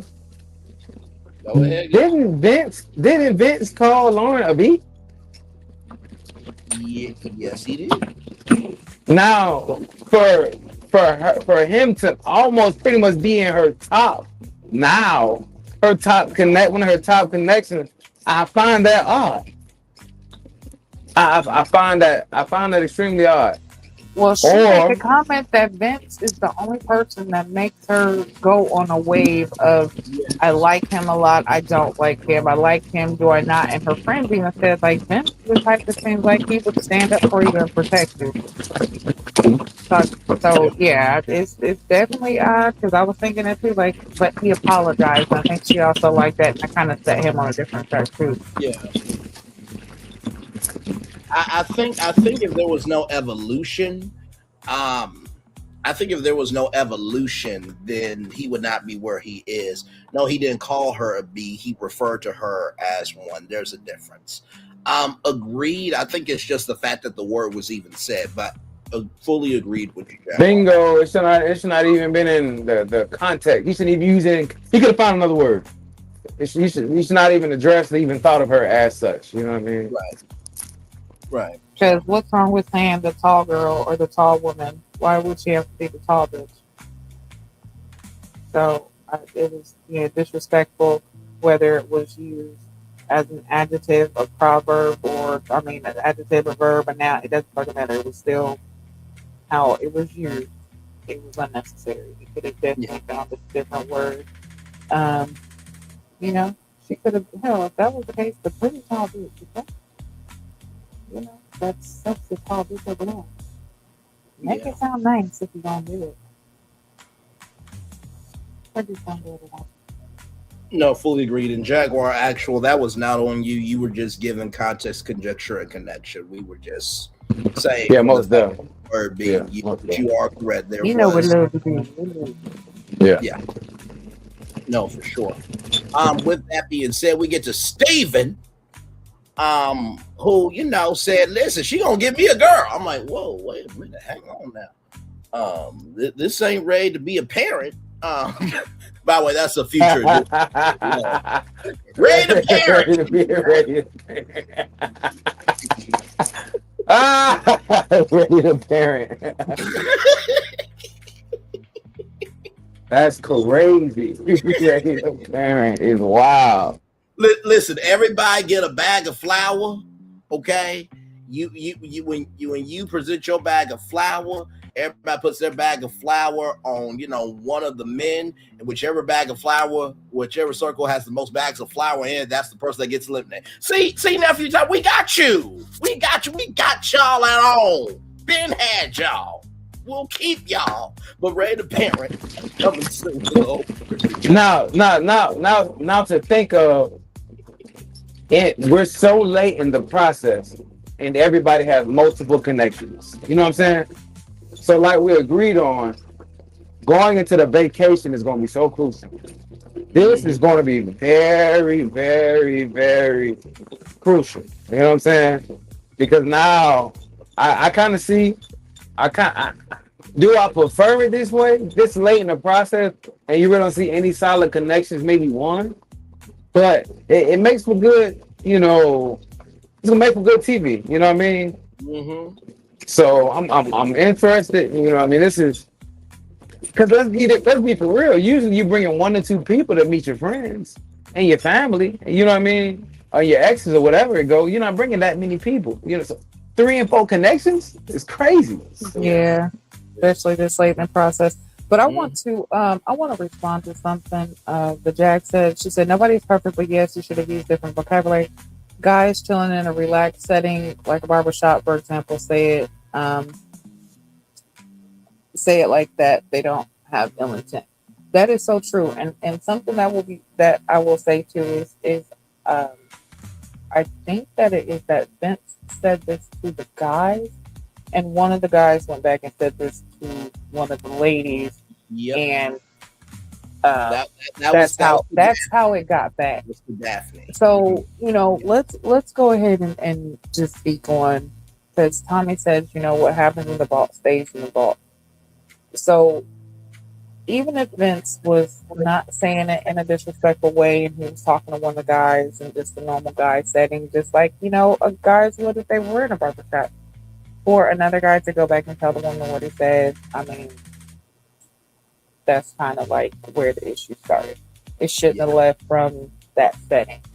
Yes. So then it wouldn't have been an issue. Yes. But and Daphne should not have been messy. Miss GoFundMe. Yeah. Miss Christine. Yeah. But I'm gonna tell you one thing about it, and 2 things for sure. Anything come out your mouth, you gotta be able to stand on. Yeah, absolutely. But and I was gonna say that is also the thing too, is the fact that some things shouldn't have been said. If you didn't want it to get back, you shouldn't have said it. And again, like we said, there was no reason for it to have even been said when describing her like that, because I don't feel like she did anything to him to warrant to even be called that. So that was disrespectful and wrong on his part regardless. So yeah, you're absolutely right. You got to stand on it. You spoke it, you stand on it. So that's what it is. Yeah, and then like you're saying with Stephen and Lauren, like I feel like they're more of a match, honestly. But you get the understanding what I was saying. Like when it comes to somebody that you actually like, and when you actually have a connection, more of a connection, you'll feel more entitled to them. And that's what it was. It's almost like he's staking his claim to Lauren. Right. That there was none of that with Channon. Like there was no let's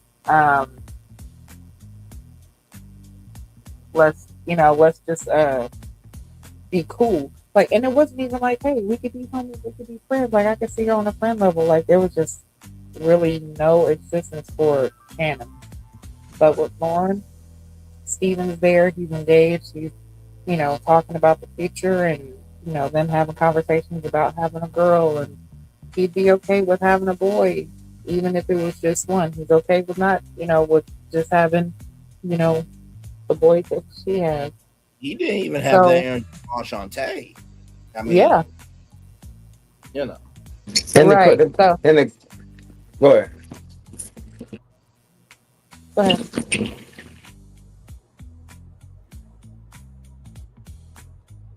And the crazy thing about it is Lauren got 3 kids, and Stephen, like, I'm so into you that, hey, you know what I mean, I have no kids, but you give me a child, I mean, it's cool, you know what I'm saying? So, but for him to like her like that, I respect what you're saying, Gigi. You know what I'm saying? Because he didn't even say that about Channon at all. It was Channon didn't get none of that energy at all. Yeah, absolutely. Devon, he is sorry, if you can give more context, conjecture, and connection for that one. That strike was for Christina, for me anyway. That was strike 4 for Christina for me anyway. No, I agree. I think that Christina needs to heal and then come back. Ready to be healed. That is the mental of Ready to Love, where you have Ayala Van Zant a part of the Ready to be Healed edition of Ready to Love. Listen, one thing to know, two things for sure. She ready for therapy. She ready for therapy. She ready for that part right there. Listen, at least with our, editions of Ready to Love, our spinoff editions of Ready to Love, at least we're employing Black people. Okay. So y'all come up with something better, okay? But until then, we employing Black people in these spinoffs, okay? We trying to help everybody rise up. Hell, shit. But anyway, with all that being said, we get to Ashley. I guess Brianna must have been asleep here. I mean, just did she realize it was a cat? I'm being facetious, y'all. I'm being very facetious. Anyway, so we got Brianna. She's with Brianna and Ashley are with Carday, and Carday brought roses for each of them. Carday talked about how smart Ashley is, and how she's to herself, and he wants to talk more in and out of this. And Carday owned up to his part of not speaking, which I think that's very commendable. Plus also too, you gotta understand their schedules and this, that, and the third, but also too, you don't want to be burden to them either. So but shout out to Carday for owning up to that. And then you got Darius, child, just oh Lord Jesus, just I mean, they're both matching with. All I could do was laugh when I seen exotic car company owner. All I could do was laugh. No, same, because it was, child, when we get to a little bit of the interview that just Rhonda did, and also too what else I found, child. But as you can see, they're matching with the cleavage here, both of them. Stop it. I'm done. You know what? Listen, I'm gonna zoom in right there. What's that? What's that right there? What is that right there? Listen. Little man titty. Little man titty. On camera, I'm talking about him. Little man titty. Both of them were out. Him here, okay, and her here, okay. Listen, both of the chest were out, okay. Listen, but with that being said, Darius thinks that Ashley is beautiful and amazing and wants her to be real at all times. And Ashley said that she feels that, Darius is still putting on the representative, and Brianna said that he was all over you. So with all that being said, you know what? Hang on. This is what I'm going to do. You all up to you. Gigi, follow up with my commentary with what's in front of you there. Go right ahead with what you have to say. I'm being so extra.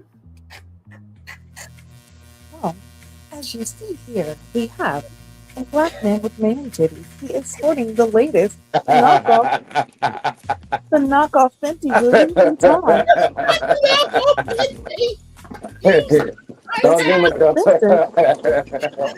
With the new vintage acrylic. I'm missing the joke. When my man got a knockoff on. No. No. Not tiger skin. I don't know what it was. Personally delivered by Etsy. No, he got a T-Boo on. No. He got a T-Boo on. He got a T-Boo. He had to borrow money from Nikki to get this outfit. No. Spill the tea. I'm waiting on the tea. Listen, okay, you know what? We're gonna get through this. Let's go ahead. We're gonna get through the rest of this so we can get to the tea because I'm telling you the tea is too hot, okay? Oh So let me Lord. hurry up and run through this so we can get through the rest of it, honey, because that's where the juice is. Okay, so after what I know and what I knew before I knew what I know now, and what I'm about to know more of, because you're gonna tell us more later, Mm-hmm. I knew he was full of shit, okay? And this whole facade thing, it just makes me look at Ashley like, Ashley, baby, you are the next sucker. You are a target, baby. Run, turn around and run. Okay? Because he's coming for you. He's about to make you or try to make you a victim. And he's going to woo you. He's going to make you feel real good. But just know that he's most likely borrowing money from somebody else, probably one of the other females that he's messing with, to have bought that fox fur. As a matter of fact, I think Nikki said that the fox fur was one that she had got. Listen, honey, watch out, okay? Ashley, just watch out and be careful. When it comes to Ashley and Corday, I could actually see something genuine that could spark between them possibly later. It might not be there exactly right now, Right. but I could see it being something there later. So, honestly, I really want her to open her eyes and see what's real, because Darius is definitely the packaging looks great, but what's inside, that's what I feel like you got to worry about. This girl, if he will run up their credit and everything, just don't do it. All right then. Wait a minute, Jaguar. Hold up. Wait a second.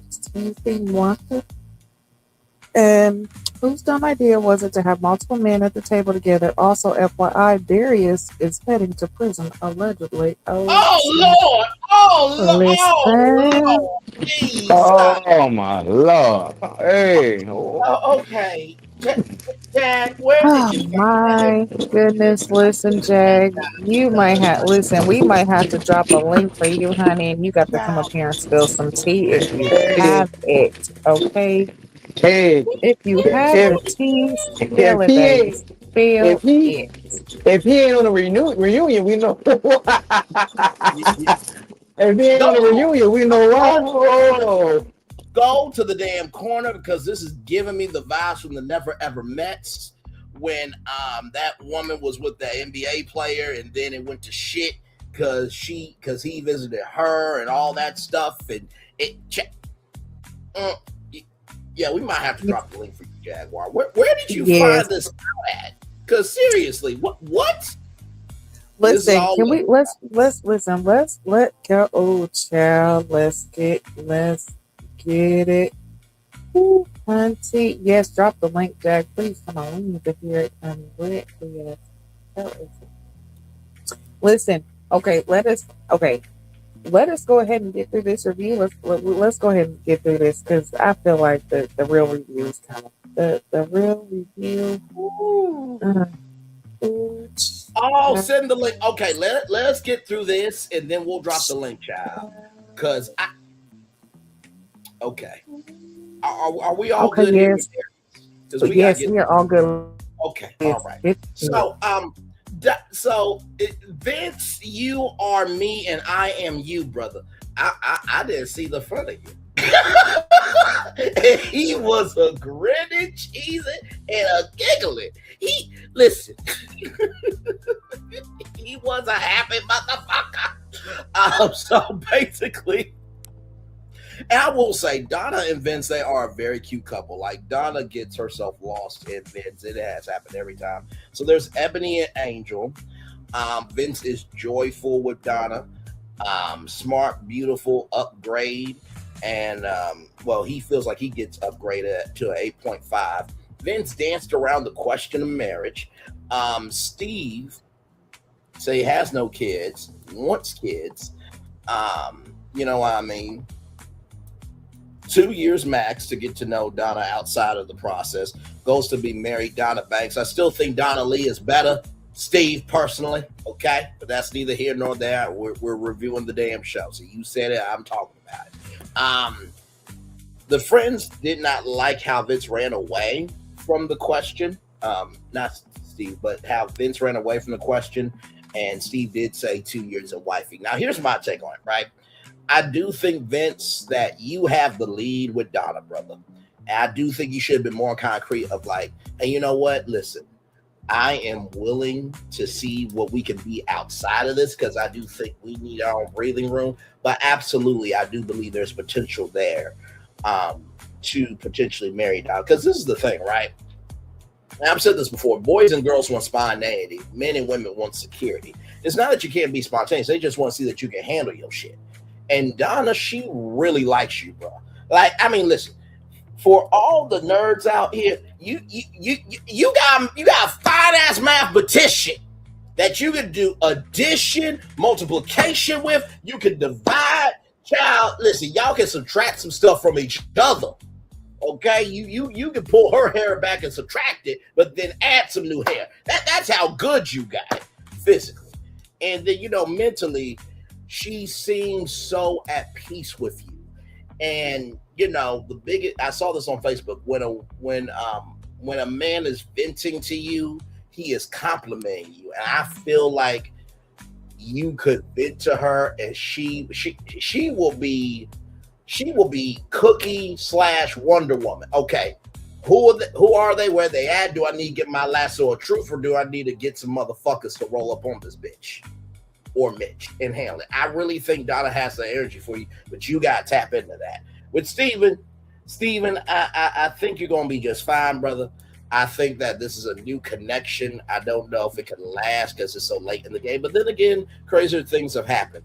Y'all go ahead and give y'all take on what happened. Yeah, I definitely see. Yeah, I thought Vince and Donna first had a really, really great connection in the beginning, especially after everything that happened. It seemed like they were the first connection to kind of seem like, okay, Vince has a chance. But then seeing the connection with Donna and Steven, I actually kind of see that I think that they would be better together. I could see that them two being what each other needs. Being able to start out fresh. Neither of them have kids.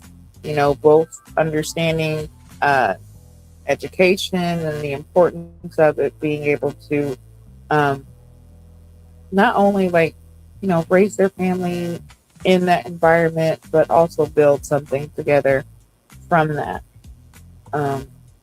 So I feel like their connection could be stronger, and just the way Steven was talking, I feel like he definitely is ready for a wife and for kids and a family.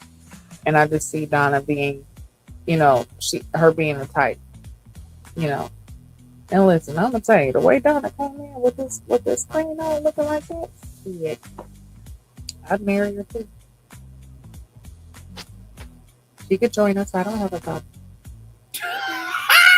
Wait a minute, are you saying menage a trois with you, Donna, and your husband? Are you being late? Listen, I have no problem. It's a walk. I got my license. Oh my Lord. Q, go ahead with your take. Ooh, boy, that boy ain't playing no games at 25 and it. Boy, I'm saying, hey, not even, But I to tell you the truth, Donna's personality fits Vince way better than it does Steven. And the reason why I say that, Steven's so artsy and Donna's so grounded, you know what I mean? I don't know if Donna would understand Steven. You know what I'm saying? I feel like she feels, to Donna, seems like black is black to her. Black and white. That's all she sees, black and white. And I feel like Steven sees a little more color. You know what I mean? I feel like he'd do good with Ashante. I feel like him and Ashante would vibe better. But Donna needs somebody that makes sense. And I feel like Vince will really make sense to Donna. You know what I mean?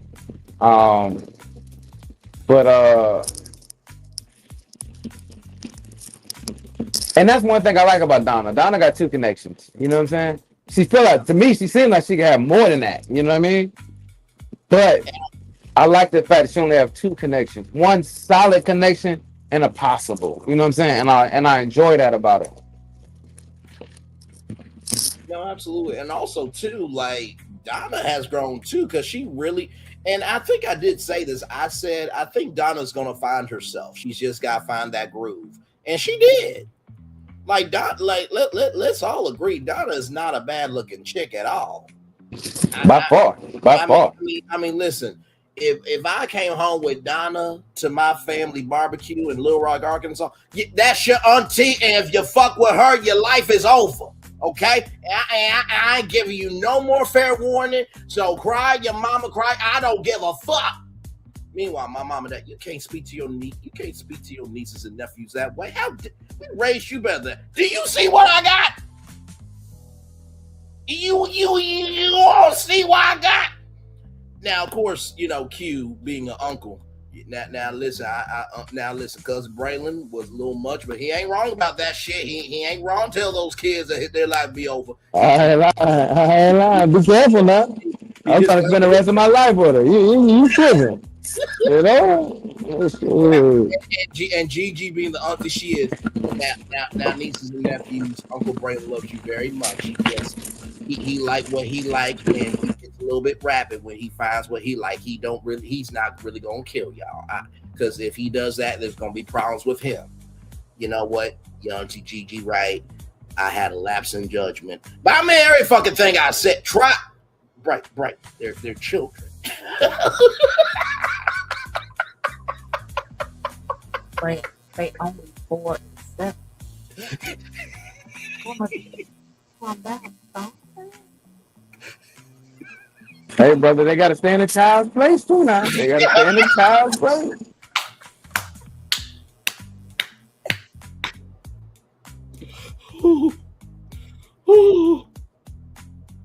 No, I know. I just saw that. I literally just saw that while we were live. Yes, we're almost done, my friend.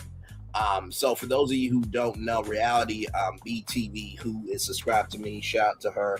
Great energy there. Reality BTV is interviewing a woman who knows their situation with Nicole, and apparently she's bringing receipts. So that is happening live as we are live. So we're almost done here. Let me catch up on some more comments here. The issue with Donna and Channon is that they're focused on their careers, and now their biological clock is ticking loudly. If he knows both their friends brought timelines is going to be a rush, which the men went, like both Steven and Vince want the relationship to flow organically. I agree with you, but I also think they are the men that's willing to wait. I think let me flip the reverse right back. I think they're the men that would be willing to invest in Donna. I think that Donna is more than enough to understand, because when Steven said 2 years, you saw she didn't flinch on that. So I do think Donna is willing to compromise, but a reasonable compromise. So it's ticking, but I think her clock is reasonable. At least I think Donna's mental clock is reasonable. I mean, women got to understand. Shoot, man, we got biological clocks too. Ain't nobody trying to be 50 years old raising a 2-year-old, you know? Right. Man, you know, we got clocks too now. Hold up. Now, would you quit running all over? There is Gigi. Can you give my child there? The child run over to Dumbo, and I'm a dumbass because I had a child at 50. Can you go get my child, Gigi? What the fuck is wrong with you? It's your child. Damn near 74. Trying to have a kid with a 29-year-old. Now she changing your diaper and the baby diaper.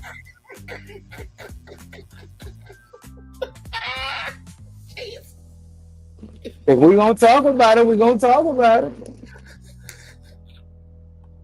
Let's roll on. Damn it. The Dominique. Oh, my Lord. Okay. So after this, y'all, we're going to pull up the interview with just Rhonda so Q can hear it. And then also got some other stuff. And then we're going to drop the link for Jaguar because we got to find out what's going on with Darius. potentially going to jail. Because my Matter of lord, fact, I was gonna say instead of dropping or the one with Rhonda, we could do that one later. Since this one is actually going on right now in real time with the receipts, we might want to listen to that one. So let's hurry up and rush through this. We could drop the link for Jag to come up, and we can watch it live all together and yeah, comment. okay, that's that. I'm down with that. Okay, cool. And you're right, because those are already taped and everything. You're right. We this is why when you have a good team, you can go with the flow. You see, and I will say this: the best way that I describe Gigi and Q and Solana is like this. When I'm asleep in the back of my parents', car when we're going back home to Arkansas, my mom and dad said, "You always fall asleep." I'm like, "That's because I trust you. If I gotta stay up, that means I can't trust you." And that's Booyah. Booyah. if I cannot trust the team I'm on, then I gotta hold control. But because we are that crew, okay, bet. And socially, Gigi's right. We're live in real time, so we go with what's real, not to negate what has happened, because that's still as important, but we are up to the minute of what the culture's talking about. So, and you only do that with people you trust, okay? So, with that being said, let's get to this, and then we'll get to the Jaguar, drop the link for Jaguar, and then watch the interview together. So, Dominique, Bello, Carne, Devon, all there, right? The two ladies are named Shonda and Elena. Carne says personality, how deep she is, her poise and her style. And Shonda asks if Carne is single. And Dominique, she had some, she has some cougar mama bear energy of, no, he is. Well, damn. Best friend, you my best friend, but this could be my man. Shut up, he is single. And listen, women can be very territorial as well, okay, but that's neither here nor there, but a very important point. And Carne wants to know what's more about her. Devon's still trying to figure out the process, and she is someone that he is looking for. Bello says attraction versus chemistry rather. Dominique is pleased with Carne and Bello. And Devon was like a gray cloud. I need you to be out loud for me like I am for you. I will agree with that. But also, too, I feel like, Dominique, you said the gray cloud because of maybe the energy. But I don't think you really think that he's a gray cloud overall. Because if he really was a gray cloud, you would not have brought him to meet your friends. That's the only thing I push back on. But everything else, I'm agreeing with you on. What was y'all take with Dominique?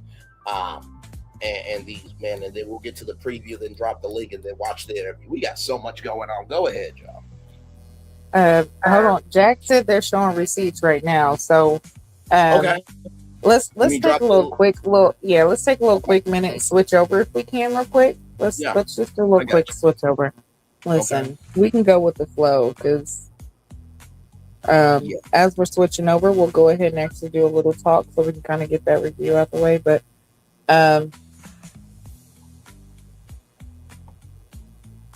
do you want to talk now? Or do you want me to put the volume up? No, go ahead, put the volume up real quick. Okay, praise the Lord. Yeah, amen. That is a copy, and I know it's small, y'all, but I promise y'all I have seen it. That is her marriage license with both of their names on it, her name and her former husband's. Oh. Okay, so that's the receipt for Nicole and Darius. Yes. Okay. Okay, so that is. I mean, we X'd out people's names and stuff. But if you were to look up a Macomb County and look up her name and her ex-husband's name, you will find their divorce decree. Okay, and like I told her, I googled everybody before I date them, so I know how to look up a marriage license and a divorce decree because I do it all the time. So I'm gonna pause it here for just a minute. Okay, so yeah, let's pause it right here because clearly, okay, so there's pictures and stuff like that. So okay, so since we have this and it looks like so the receipt she's showing is looks like the marriage.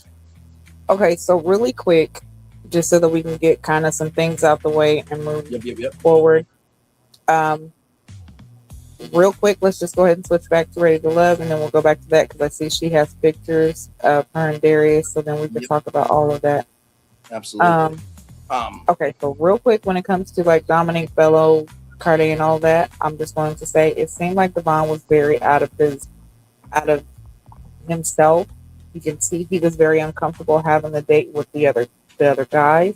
If it's a one on one, I think he even said that when it came to him having the date with someone else, or maybe it was Vincent. I think it was Vincent. He said he was uncomfortable with the other guys, but Devon seemed uncomfortable too, and it seemed like he was.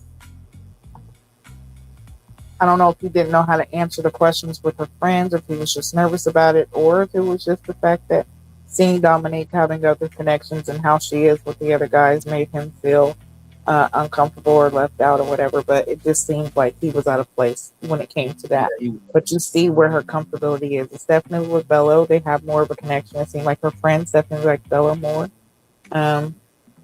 Even when it came to asking questions, they was like, "Oh, you look good, you smell good. I like you. Let's ask questions." And Devon just got way uncomfortable. You see him in his face. But when it comes to those three, I definitely would still say Bello, Cardi, Devon.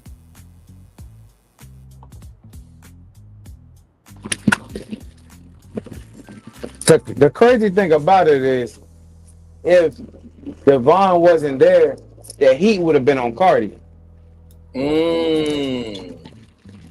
So, I mean, I really felt like only thing Cardi had to do was just sit there and be cool.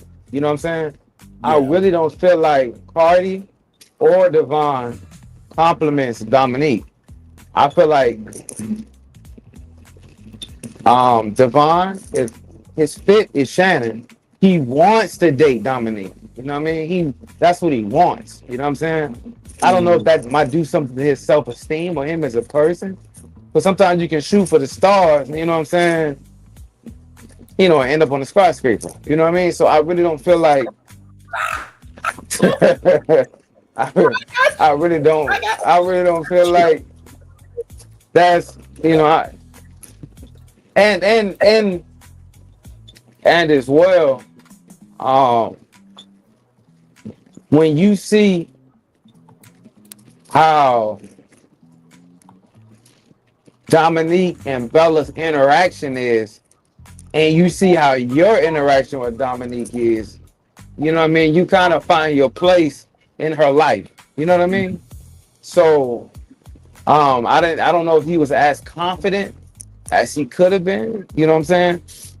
Or does he?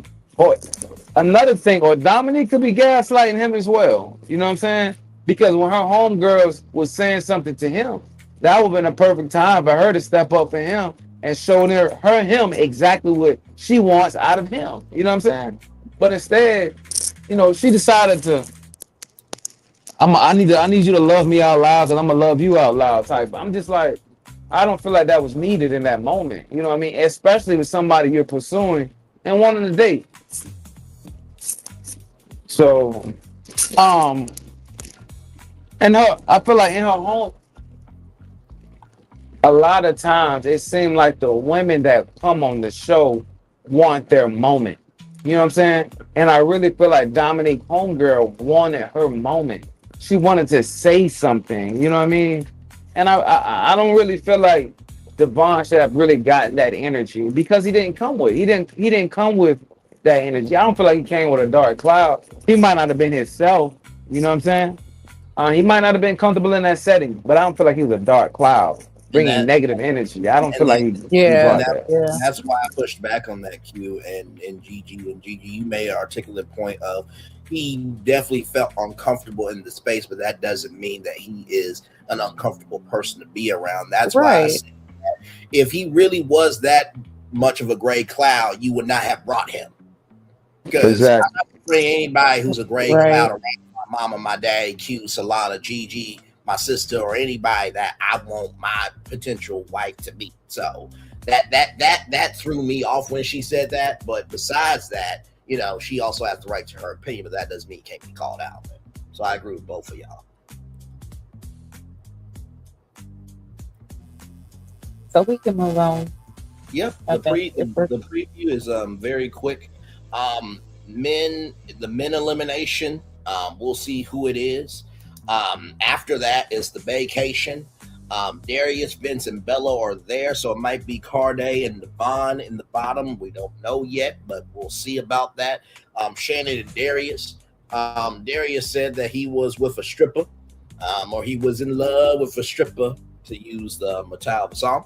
And Channon is not here for it at all. And then Vince and Lauren go back and forth about Lauren's friends. Do y'all want to give quick commentary real quick, and then we'll get to the live interview that's going on? I'm just looking forward to it. That's it. Just looking forward to it, and now I'm looking even more forward to this tea, because you need to understand what's going on, big girl. Yes. Let me tell you. Hey, inform me. I'm trying to get with it. You know what I'm saying? Yeah. I'm trying to get with it. So listen, this thing came out that Darius was married previously, which Yes. I think we had spoke about the girl who had came out online saying that Darius, she was Darius's ex. Yes. And Darius came and was like, it wasn't true. You don't know her. They've never had a relationship and all this other stuff. Well, that turns out to be a lie. So this is Nicole Renee. But I thought Darius said that he was previously married before. I thought he said he was previously married. No, he's trying to say he's not been married before. He has kids, but he wasn't married, because even Ashley's friend had asked him, and he said, and I think it was the preview. His longest relationship was 11 years, but he's not been married. That's what it was. That's what it was. So yeah. This is, but yeah, so she basically let it be known that, because it says that he owns an exotic car company or whatever, but that's really hers.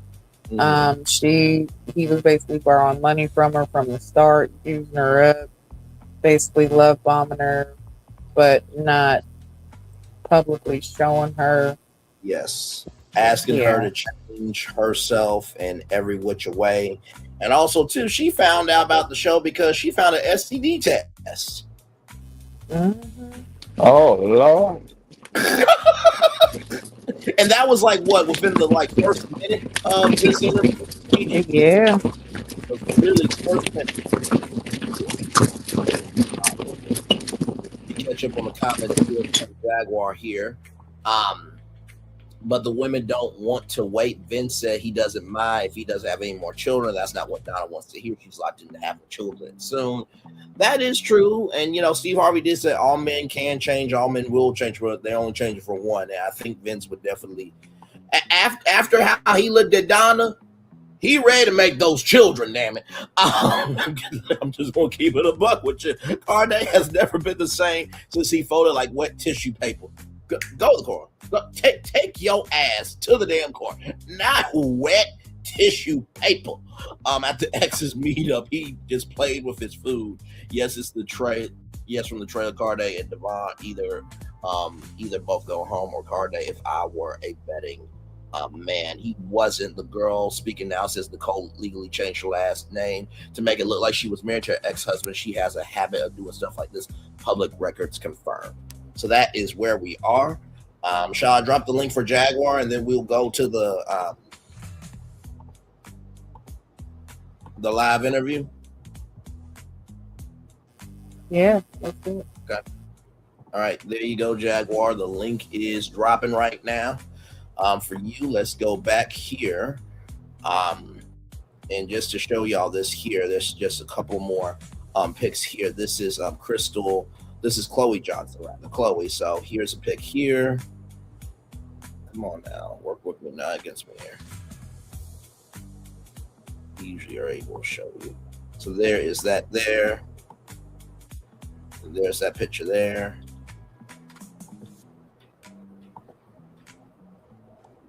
I'll go back. So there's that picture there of them in the car. So yeah, there's some Hashtag love, no intimate romantic relationship. So there's some evidence there. Let's see. I think Jaguar just clicked it. Jaguar, welcome in to the show. Glad to have you here. Welcome in. Jaguar, what's up? What's up? Hello, can you guys hear me? Yes, we can, Jaguar. We can definitely hear you. Hello. How are you feeling? All right. How are you? Doing excellent. You have definitely been a very welcoming addition to our show. So Before we get to reality BTV interviews with this live T, how did you hear about Darius potentially going to jail? It was one of the YouTubers that I watched. Apparently, was either from the interview that Nicole did with Just Ronda. Was either from that or from a follow-up afterwards, where basically she was given information that it's possible that he could be investigated for and sent to prison for EBT fraud. Because apparently, it was for the Just Ronda interview, if I'm not mistaken. I believe it was. Yeah, so I'm not American, as you can hear from my accent, but from what I understand, you have to be at under a certain bracket or income to use EBT. And because he was borrowing money from Nicole, he had a lot of money at the time, but he was still using EBT, which is considered fraud. And from what Nicole said, it sounds like he possibly going to get investigated for EBT fraud. And since he did use EBT while he was using all the money he borrowed from her, it's possible, more than likely, he's just going to end up going to prison. Allegedly. This is, oh my gosh. This is too damn much, and you know, me and Gigi have this rule, and I say that not because Q is not a content creator. He definitely is. Some more than others. If that ain't for you, don't pick up that fucking bullet. And also Salam, I say this because me and Gigi come from the media world.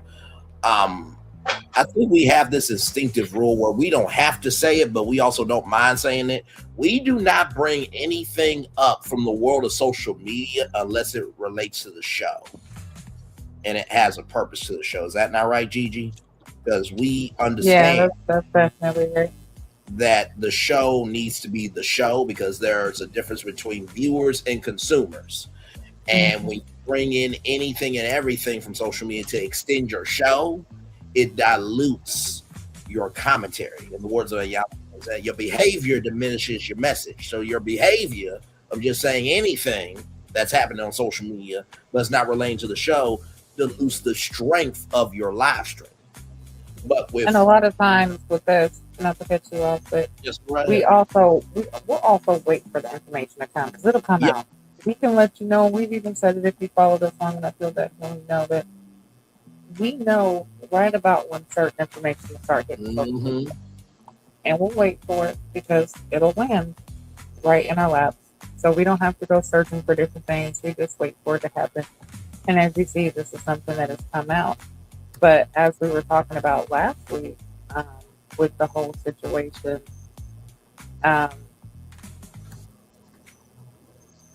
so it was like within what, episode 5 or 6 that it came out about Darius and Nicole, and you know, the back and forth on social media, and then right after is when we had the first live with Nicole, and speaking out about how she found out about you know, Darius being on the show and different things like that. Now, Jag, since you have definitely been such a great, you know, subscriber and, you know, a great person to us, we definitely appreciate you. Have you, how long have you been watching Ready to Love? Is this your first season, or are you a Ready to Love viewer, consumer? I've since, I would say I watched probably, I think this is probably my 4th or 5th one. So this is Detroit. I watched Philly. I know I watched the one in Texas. And I think I saw one before that, but I can't remember exactly. So I would say it's about either 4th or 5th. Those are the we reviewed, Jim. Okay, so you've been here a while and you understand. Now with this season and with what has come out about Darius, so first off, I want, because you've been with us and you've been hanging in there. What is your view so far of what we've seen with Ready to Love? Like with everyone so far, what do you feel about the show?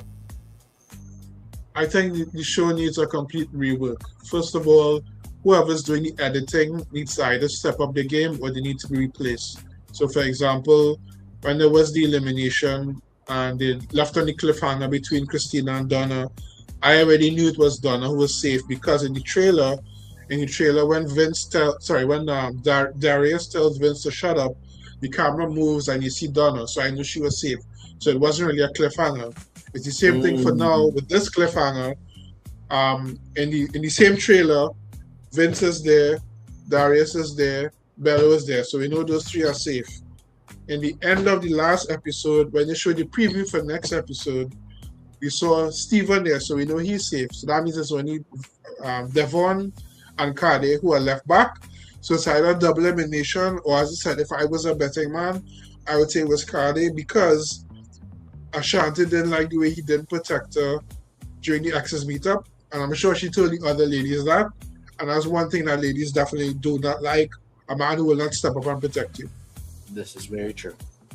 In regards to everything else though, the show is mismatched and crisscross. So for example, I personally think Devon is best matched with Channon because they're both kind of nerdy and they're both kind of awkward, and they seem to me they would fit together. But Devon likes Dominique, but Dominique's like Bello, but Bello wants a son who Dominique can't give him. So it's all over the place. It's all a mess, basically. Yeah, he's a regular. Why do I feel like I was just in the own executive office of like, okay, these are my edits, and you have no other choice but to execute. Otherwise, there are consequences. GG and Q, what did y'all think? That was very on point. Listen, I'm gonna tell you, we might have a new addition to the panel, guys. Yeah. Because that was. I mean, that was definitely great insight. Definitely loved it, and it was spot on. Spot on. We have spoken about a lot of those things too, and we definitely agree with you.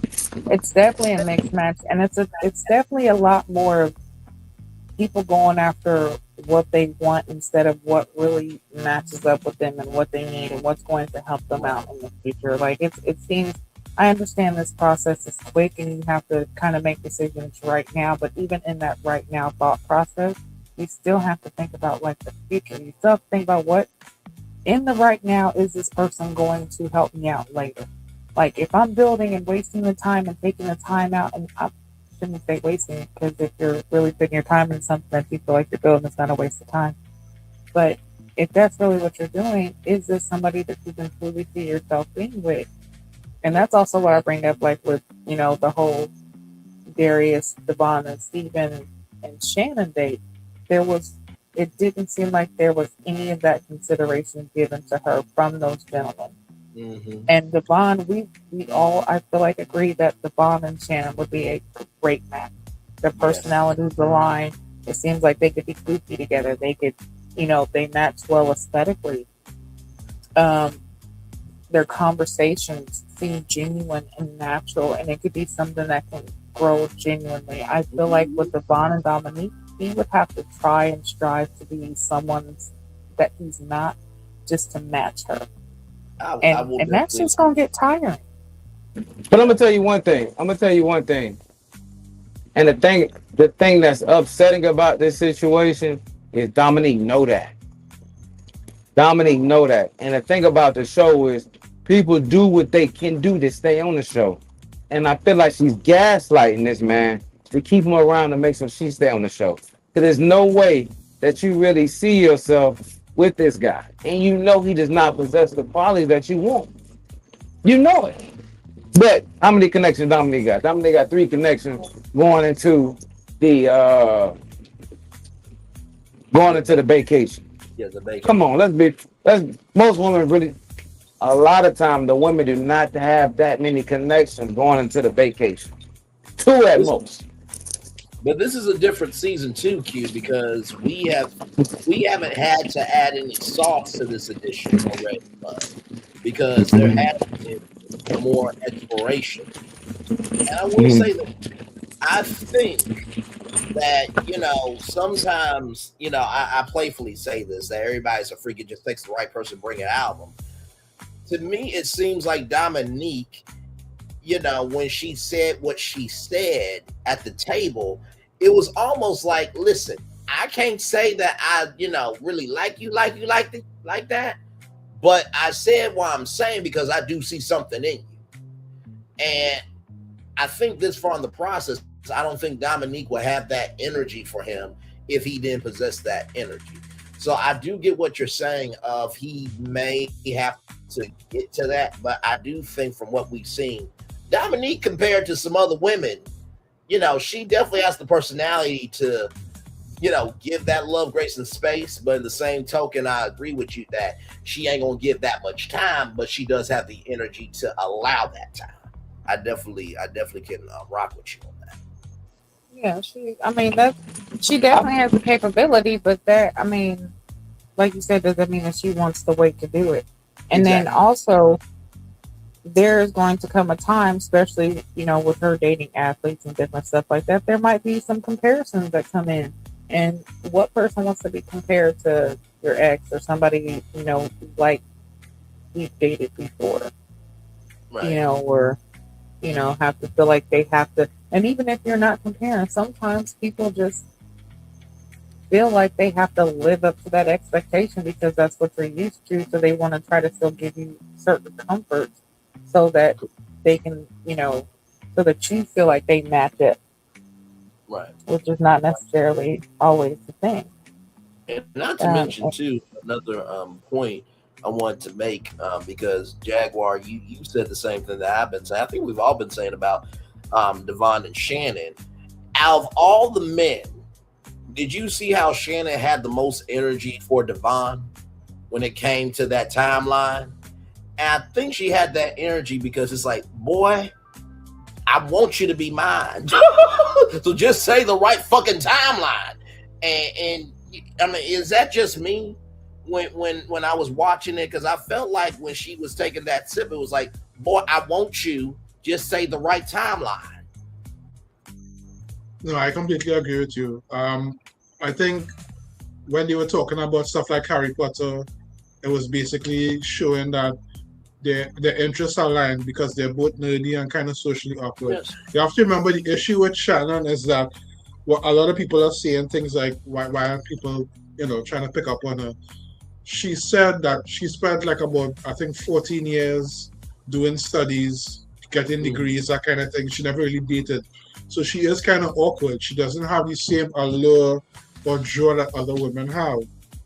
So again, while she might be the better match for Devon, his eyes are on Dominique. But again, Dominique wants Bello, but Bello wants a son, and Dominique can't give him a son. Right. And I promise you, Devon and Bello were not thinking about adoption before they talked to Dominique. So when she brought that up, and they were like, yeah, sure, I'll think about it. Yeah, no problem. I have no problem with that. The best thing for Devon is Channon because she's young, she's healthy, she's fertile. She has the same kind of characteristics as him. That would be a good match. Bello just had a daughter, and naturally, and he says he wants a son. One like to balance out. You have a daughter, you have a son, and Dominique can't do that either. So it does make sense. But at the end of the day, I think it's about managing expectations because everybody wants the perfect person, but there are no perfect people. So you have to compromise at some point. You're not going to get everything that you want. So if you think about it, you also have to look at the intentions people came on for. Christina came on not to find love. She came on to get money and to put herself on as an artist. Yep. So absolutely factual. When I looked at her from the jump, she was on strike 3 from the first time I saw her, and she hit strike 4 when she spilled the information about what the guy said, as she said, is admittedly pillow talk. So that was strike 4 for her. I didn't like Ashante from the start either. She hit strike 4 from the beginning. Emily was too old. Dominique was too old. So the only other woman I was focusing on would have been Ashley, Donna, Channon, Lauren, those other women. But everybody kind of found their niche. But this season is so bad is that we're already past the halfway point, and people still have like 3-4 connections. It should have been narrowed down at the point to at least 2, max 2, I would say, getting to the getaway point of the show. Yes, I'm sorry, y'all. My mouth just dropped because you know what? I'll just show you better than I can tell y'all. Apparently, Darius has time to be around on the social media streets because apparently he was in the live chat here. And there were some text messages. Oh my god. Okay, child.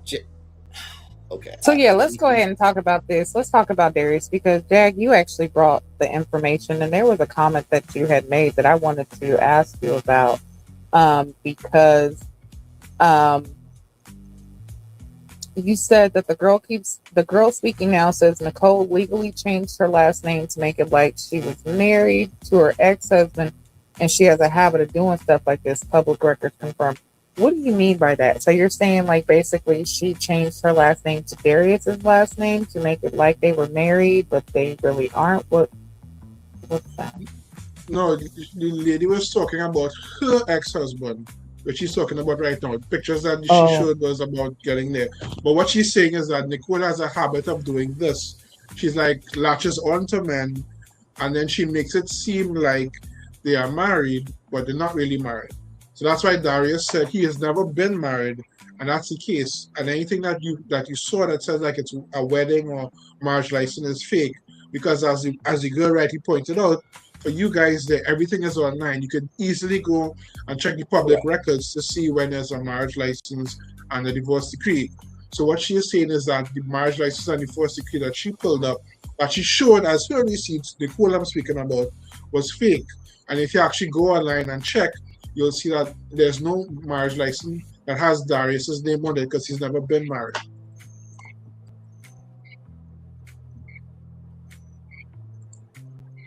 Okay. Oh.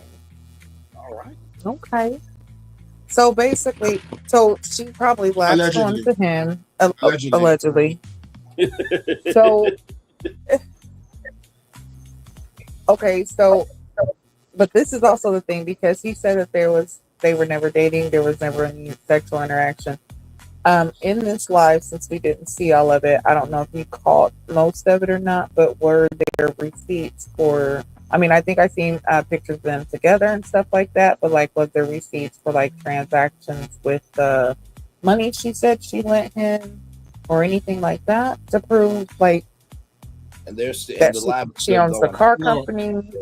I didn't stay on because the two audios were bouncing off each other. So I just muted that one and came back to you guys here. But what you think? What she was showing us that up to the point that I saw before I muted it, she showed that there were like fake profiles that Nicole had made when she was harassing this lady who's speaking now, and she was making up like it looked like a black guy named Dante Anderson, but it was her.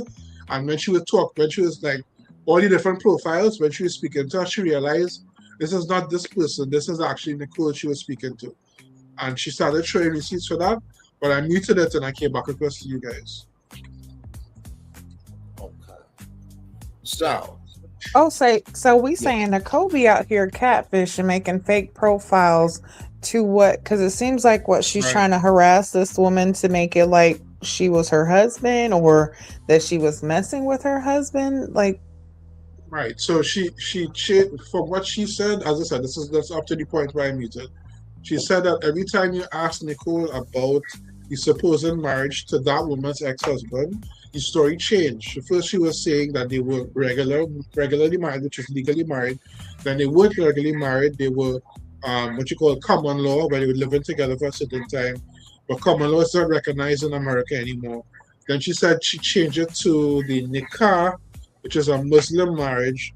And the problem is the story just kept changing, so nobody could lock down the actual details. But as much as I heard, and then I muted it and came back across it. Understood.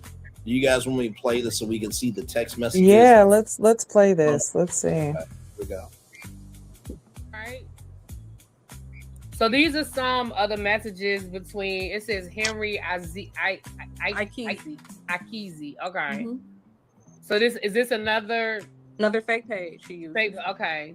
Mm-hmm. So explain the baby situation because this starts off with Zoe rocks her to sleep. So explain So she had a daughter, who is not by Alonzo.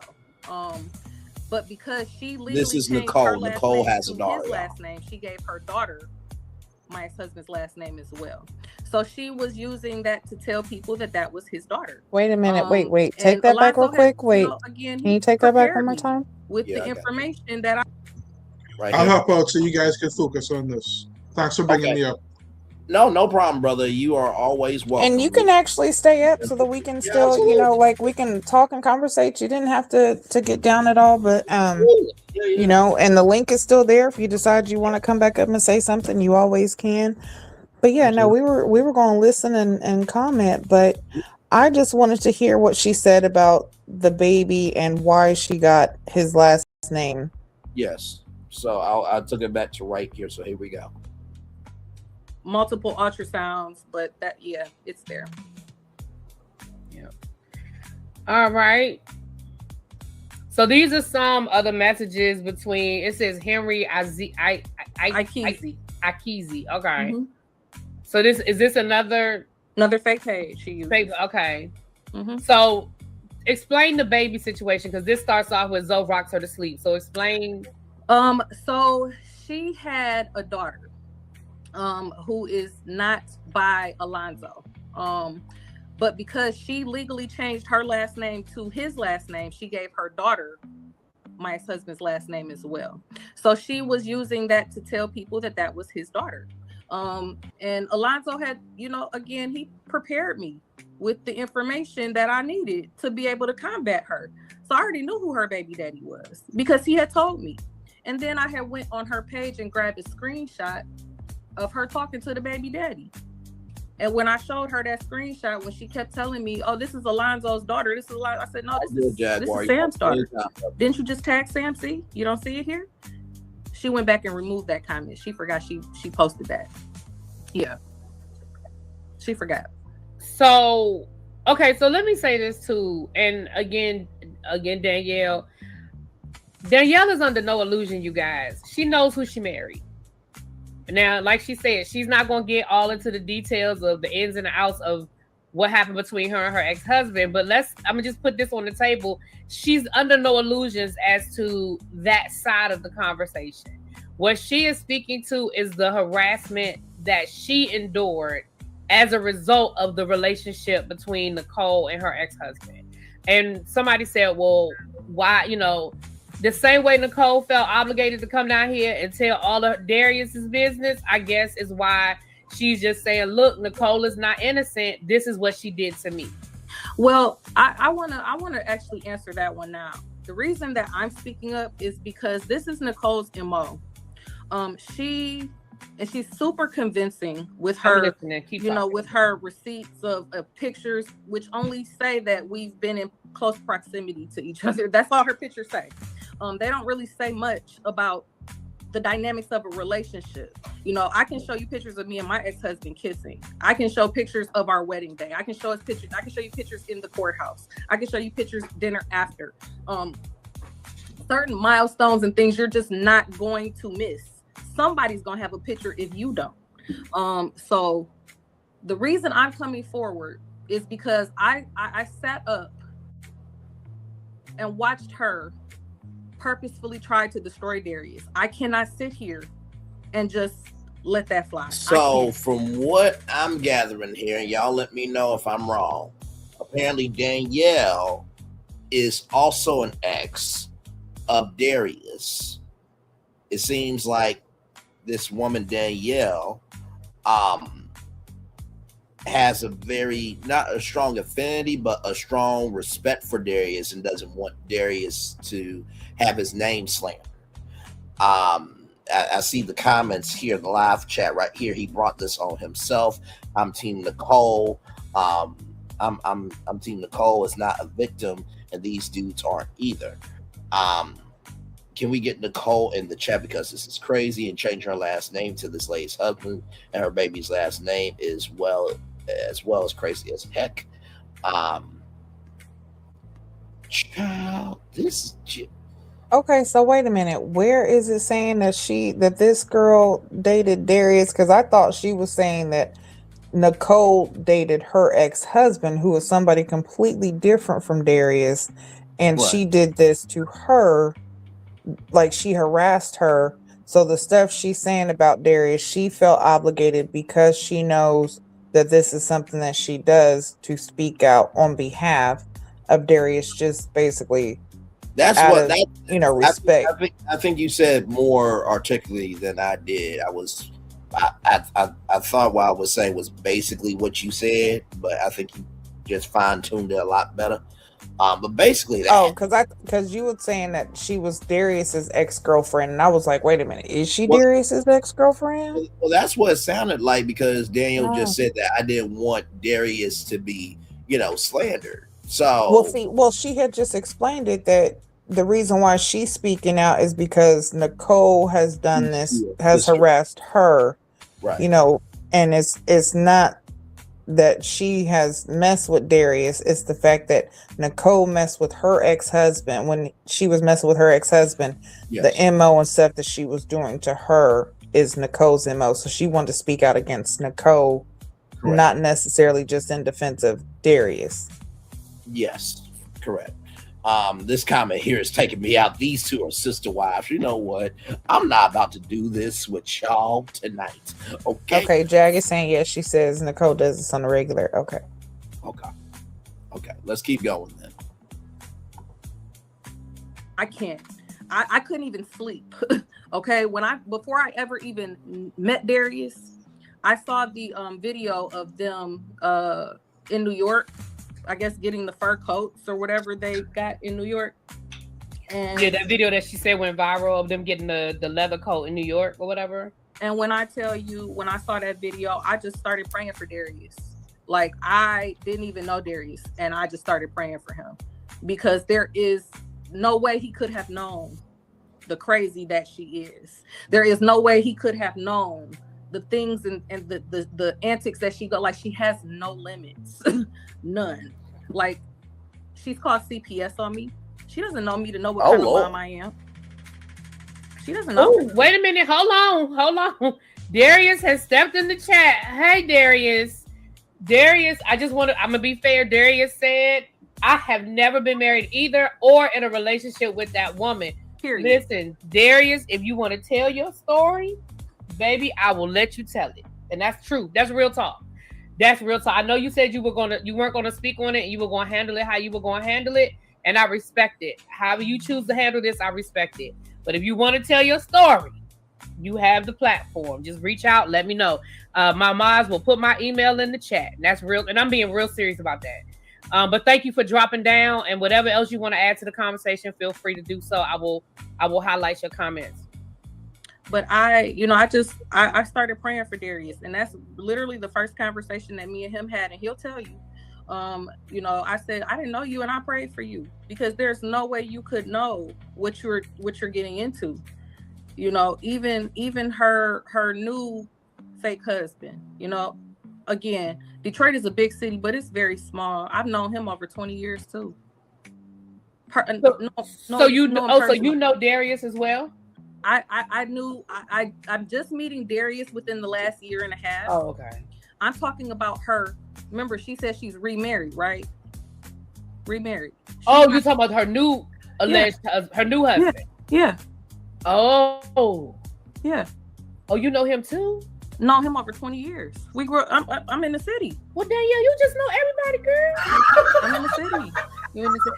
I've been in the. My niece lives in Detroit. I've been to Detroit. However you book your car, first check Kayak to compare hundreds of travel sites. Hold on, I just want to say, wait a minute, because I was just, for some reason, I don't know why I was not reading the message, but wait a minute, it says, "Bitch, you got me blocked." Hold on, go ahead and let that go. Skip that, and let's go to that message. You mean in our live chat or the other live chat? No. On her live chat, when it's in the text messages. I was just like, for some reason, I guess I'd missed what it was saying in those text messages. Hold on, go back a little bit. Okay, wait a minute now. So let's go back. Yeah, so Zoe rocks her to sleep. Bitch, you got me blocked. Laugh my ass off. Why are you so mad? I got you blocked. I'm not understanding. I contacted police, by the way. What? Oh, so she wanted him. Yeah, apparently. And then right here, now y'all, YouTube and Latte Dotty, everybody in the words of Tea Talk with your girl. These are not my words. These ain't Jaguar actual words, nor GG's, nor Q's, nor Salon, nor anybody else's. We are repeating words that are on a screen. Okay? That's on Reality B TV Reviews channel. Okay? So, and these are text messages that Danielle gave. So this we don't believe in this, okay? We're just repeating the words. That being said, bitch ass cunt police has been contacted. Okay? It looks like it's about 7 question marks, no matter what those texts should have been with an S, but okay, child. Those texts say, where is he? He is with me, not you. P.S. That's not Sam. I don't fuck fat niggas, bitch.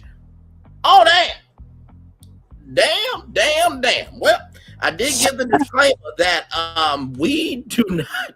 All right, Jaguar. Much love to you, brother, and feel free to come back anytime. You have been much love. Good night to you, and happy holidays. Absolutely, for sure. Well, those words were said live on YouTube. Y'all, how are y'all feeling? Wow. Wow. Okay.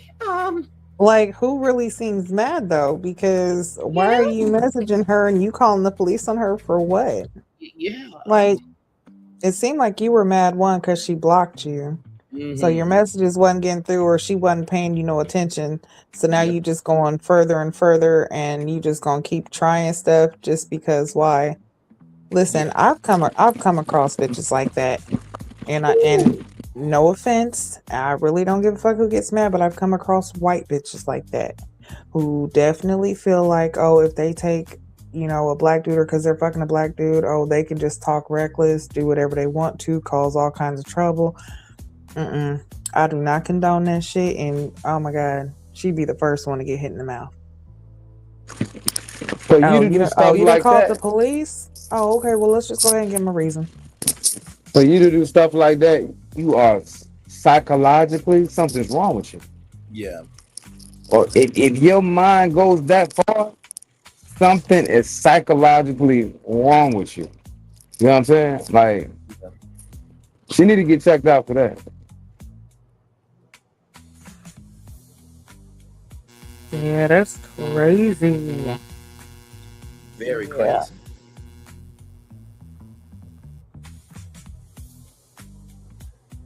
Very, very, very crazy. Listen, regardless, I'm definitely glad that Darius got away from it. Regardless of what the situation was, from what it sounds like, yeah, he got the bullet. And child, when a woman is fed up, is now available on, and I have to do it because we are a media show. Give me one fucking moment. That movie is available on.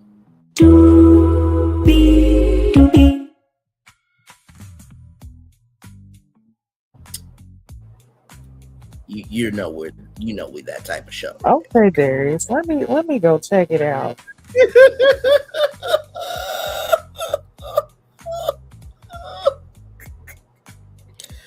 Child, listen. And then right here, apparently, Tony from Ready to Love Miami is engaged to his boss. Well, at least y'all can have business meetings in her office anytime you want to. I mean, she looked like a gorgeous woman. Hold up, Tony from Ready to Love is engaged to who? His boss, child. I never had a boss that fine before I wanted to fuck, You talking about Tony's engaged to Tony's boss? Yeah. Because the girl that he made it to the decision day with, she wound up finding somebody and marrying. I forgot her name. Megan? Not Megan. I forgot her name. Start with an M though. But yeah, that's crazy. Well, congrats to Tony. Yeah, those bonuses are gonna be coming in more ways than one, brother. you get how you can. And she looks like a beautiful woman to have those after business meetings with. Listen, I'm gonna tell you, he knew where to invest his stocks, and now he's got shares. Okay, he got his shares. Okay? I'm not doing this with y'all. And then of course Vince and it seems like everybody's doing their own reviews, which is nice. I'm gonna have to probably watch some of those on the downtime. But yes, indeed. So let me get back to the messages here. This was crazy here. Let me see here. She likes to lie about being married to dudes she was tricking on. He successfully triangulated those two against each other. Oh my Lord, not triangulated, my Lord Jesus. Everybody knew about everybody. So what's the problem? There are no secret active members everywhere. Child.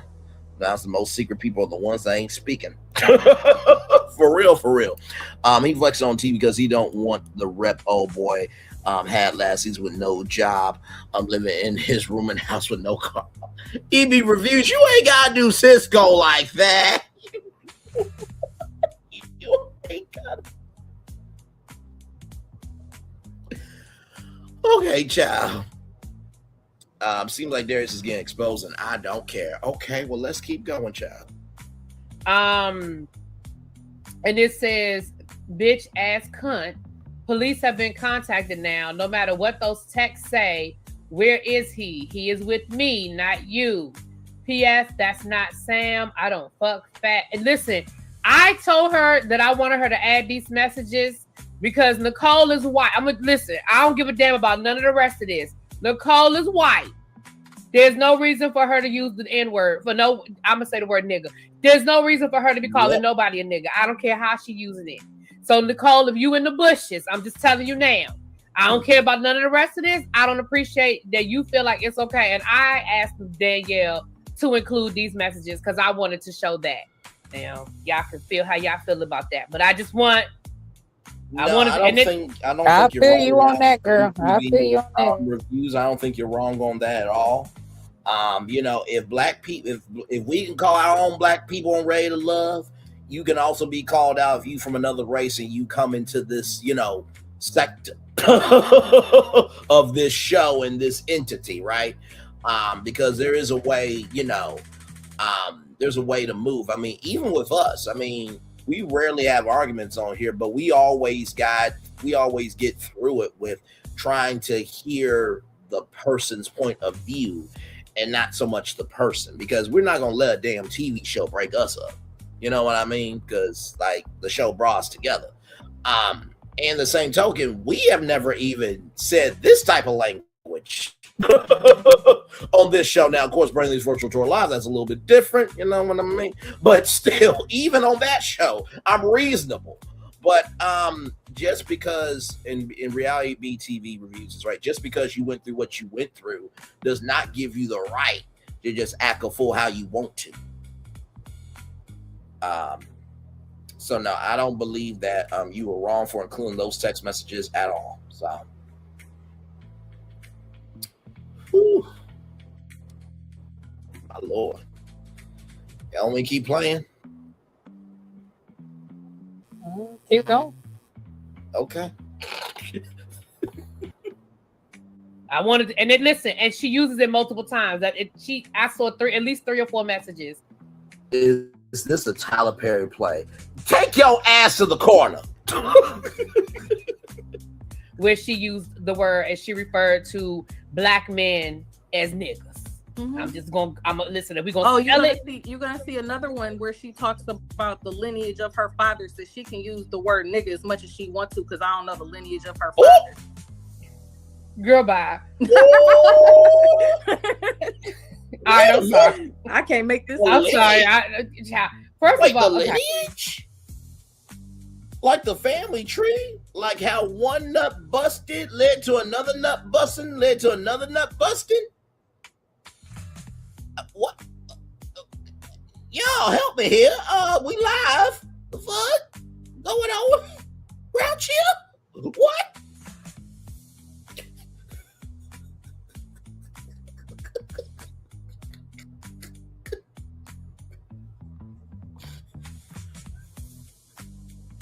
Oh, come on, y'all. Don't leave me out here hanging. What the hell is going on here? Oh, listen, my bad. Listen, I was sitting here looking at these text messages, and the first thing that got me is where she's sitting there. He said your ass was fat with, and I'm like, girl, you fat. What the fuck are you talking about? I was about to say yes.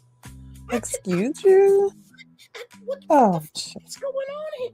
Like this is making, like I said, this is making not just Sahara look sane, but this is making what Charlie and Jerry did look like, okay, it's cool behavior to do. What the hell is this? I mean, and Charlie, she moved like a black woman, but she ain't.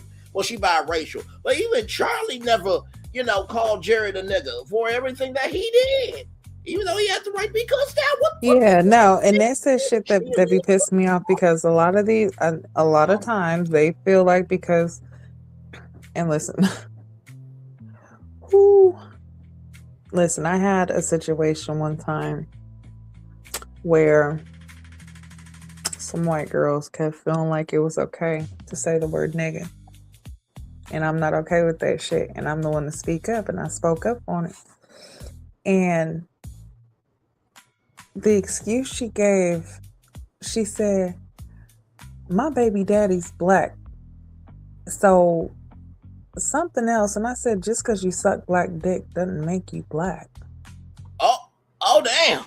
And honestly, listen, that's just how I feel about it, especially when it comes to these white girls. Like, straight thing, that using nigga, and then especially when you get mad at black people, especially black men or black woman, first thing you want is nigga this, nigga that. And sometimes they won't even say nigga. They will take the A out and put that ER back in there and stress that shit. No, I don't give a fuck who you are. Mm-hmm. But no, do not use it. Hang on. I'm about to come on camera real quick. Listen. Just because you can swallow down the culture doesn't mean you can't raise up the culture. Okay, I'm gonna go back off camera on that. Listen. Say that. I'll say it again in case Q says say it again. Just because you can swallow down the culture doesn't mean you can raise up that culture. So I'll just go back off camera. Crazy work. But no, that shit's so disrespectful. And then, I mean, not only that, you use a nigga this, nigga that, and then you want to sit there and this. I don't fuck fat niggas, and he said you fat this. Bitch, you're a fat white hoe. What do you mean? Ooh. Excuse you? Like, you are a ill-built body fat hoe. Like, what do you mean? Bitch, you built like a 1970s refrigerator. Not Jasmine Crockett. Bitch, you look like a retro van. Shit. A retro brain is crazy. A retro van, yeah. It's crazy work. That's crazy work. And I'm gonna just say this to bitch, you sitting there built like a hotel ice machine. Stop playing. Oh my god. No, I'm sorry, it pissed me off. I done got pissed off now. You're right, but I just got pissed off. The disrespect, like, I don't play that shit. Like, no, I'm with you fully. And for anybody saying that this is too much, Q and Gigi will let you know the phrase I said on camera is way tamer than what I could have said. Okay, so look, Gigi talked about the black D. Right, because I was about to say, wait a minute, I came out and straight said it. At least you was subtle. Looking nice, baby. And for Gigi to say Braylon and subtle in the same sentence, you have to know how far gone we are right now. Because ain't nothing about being subtle at all. I do feel like I really should write that down, put that on a t-shirt, just because you can swallow the cold. I went to church on Sunday, so I'm gonna keep it PG, you know? Jeez. Can you imagine if a bishop said the line I just said out his mouth? Wait, did my bishop just say that on the pulpit? Did she just? I know he swallowing and raising culture. What we doing at this church house here? What we doing?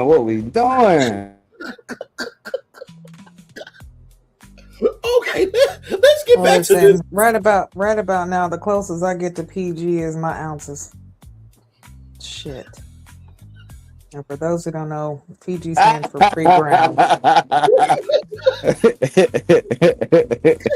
Shit. Okay. You in Cali, you should be smoking pre-rolls, you know? Right, all of that. That's what I'm saying. Like, that's as close as I'm getting to a PG right now. Need I remind you, we don't rehearse what we're going to say, nor what we're going to react to, except for the show, ladies and gentlemen. So, it's all live in real time. With that being said, let's get back to this. Oh my God. First of all, okay, is that supposed to be liar? But she says she's got masters and bachelors, and she can't. The motherfucker can't spell to save her life. Okay, so I guess that's supposed to say liar. Where's your proof? Okay, just know I know is what you responded, and then it says, "Bitch, you're a what's that supposed to be? Loser, liar." It's supposed to say liar, and she spelled it wrong a second. So, okay, no one can ever break us up. And then she goes on to say, "He said your ass was fat." I don't know what. Okay. No one harassing you, but since you want to play victim, I'll message your dumb ass. He ain't never hit me, but he hit you last. Now, I'm sorry. I want you to stop right there for just a moment. No problem. There was a situation. I'm going to speak on it because Nicole is going to put it out as a lie. No, we're going to hang on a second. Wait a minute. Hang on. Danielle was all in the chat defending there's a man she don't know. Yes, she was in the chat. They're both crazy. They're stalking. They both stalking each other. Wait, what? Where? Hang on a second.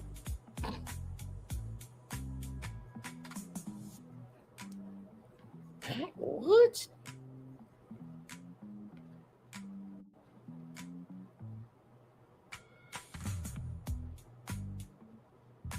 Please date. No, I don't think that's her. Please say Detroit community. I'm not a member of Black communities that have all this walla. What? Hang on. What the hell? Is Danielle the girl speaking? I thought that was who Danielle is. Yeah, that's Danielle speaking, but apparently they said that Nikki was in the chat, apparently. Oh. This chat, apparently. I'm trying to find her, but I'm not seeing her. Danielle, a natural who is dumb. Maybe that's okay, child. Oh Lord. Okay, let's keep going. What occurred was I was up at my aunt's house in Lansing, which was my ex-husband's aunt. I decided that I was going to go over to Nicole's house because after she didn't call CPS on me, after she's done all this stuff, I'm getting calls at 3 a.m. I'm getting, all types of harassments done. Okay, now I want to come up. I want to see you face to face. So when I knocked on the door, my ex-husband came out. The door immediately closed and was locked behind him. She tries to put it out there like someone pushed past her son or tried to push past her son. I never even got close to getting in the house. So me and him proceeded to have our argument, and I turned and snatched off his chain. So I'm going to own my part of that because that's why we fought. Because had I not snatched off his chain, the fight would not have occurred. However, a fight did occur because I snatched off the chain. Ended up losing a lot behind that entire situation, just as far as like my stability, because I ended up having to have a surgery behind that altercation. So again, we're going to put it out there because she likes to talk about Darius's domestic violence. That's what's driving and fueling this domestic violence. How is she going to tease somebody else about domestic violence if that's what occurred? Okay, so for the people in the chat that are a little confused, yes, her husband went back and forth between Danielle and Nicole. Again, we're under no illusions about her husband in this situation. She's just talking about Nicole's harassment of her in this situation. Yes, the husband went back and forth and played. Yeah, the husband played the game. And let's be clear, he's still playing. So he's still around Nicole. So okay. Hell no. That's neither here nor there. So she just messaged me like a couple months ago and said, Did y'all hear what I just heard? I know this is a redundant question to everybody in the back, but did y'all hear what I just heard? That Darius is still around Nicole? No. I think she was saying, I think Danielle was saying her ex-husband is still around Nicole. Not Darius, but Danielle's ex-husband. So this is the question: is Danielle, is your ex-husband still around you? I mean, what do they have? They must have kids together, clearly. So you can't and not have a connection. So yeah, she's saying her ex-husband is still dealing with Nicole. Oh wow. Okay. Oh Lord. Okay. All right. It said, and let me ask y'all a question. Regardless of if y'all are playing the game, you're cheating back and forth, whatever the case is, do you feel that having your chain snatched off warrants domestic violence? Absolutely does not. No, it should never get to that. No, not at all. I mean, I ain't gonna lie, I've had women do worser things, you know what I'm saying? And, you know, I didn't fire up and hit a woman, you know what I'm saying? Yeah. No, that is not, nothing really warrants, you know what I'm saying? Let me take that back, you know what I'm saying? Self-defense is one thing, you know what I'm saying? Mm-hmm. But, you gotta think twice about that. Especially when you know that you're the one who's in the wrong. Exactly. Like, it's like, come on now. Some shit you deserve to take. Like you need to take that shit because you put this person in a position to be disrespected, to be neglected, to be able to be mistreated, not only by you, someone that they so-called love and give their heart to, but also by the person that you're creeping with, by making them feel like they can, disrespect this person any kind of way. Especially if this is the mother of your children and you don't have no children with this other person, but they're able to disrespect that baby mama, and this is your so-called wife.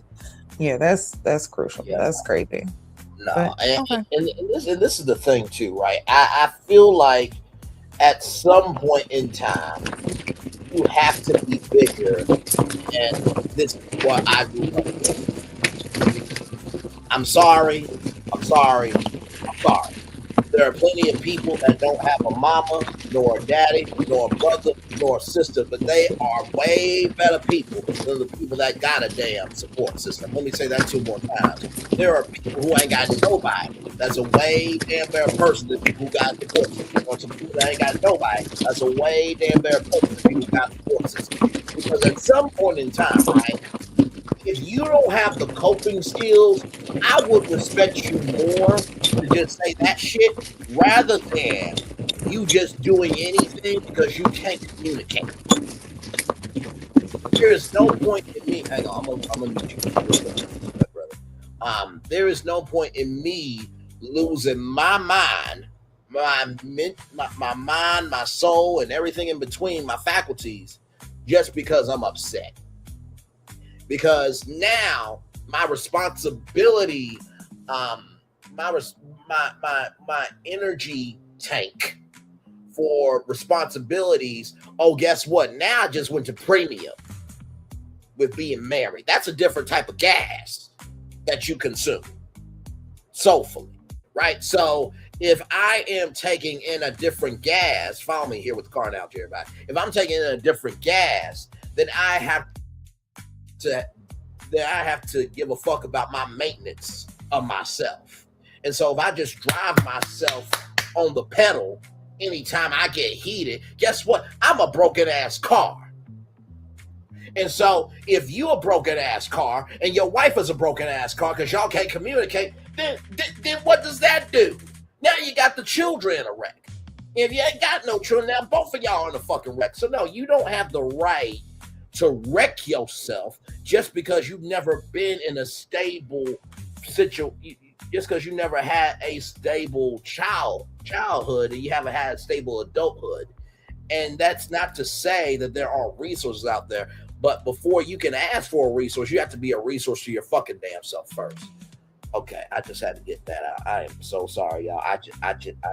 Because how many times have we heard of women being deleted, men being deleted, children being deleted because somebody didn't have their faculty straight, and then they want to say, "Well, it was my past. What can I do?" No, you hear the president to be a fucking solution. Okay.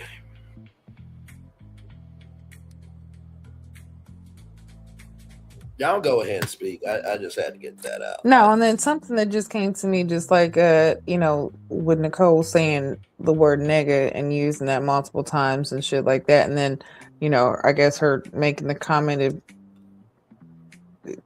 you can't speak on her saying nigga because she don't know her father's lineage. Listen, just because your father comes from a long line of slave masters and might have had slaves, that does not give you the right to say the word nigga. You still ain't shit. Your daddy ain't shit. Your mom ain't shit. Your grandpa ain't shit.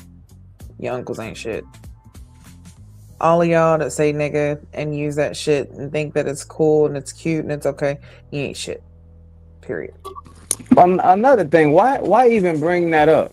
You snatched his chain, we got into a fight. I don't understand what was the point of bringing that up. What point was you trying to make?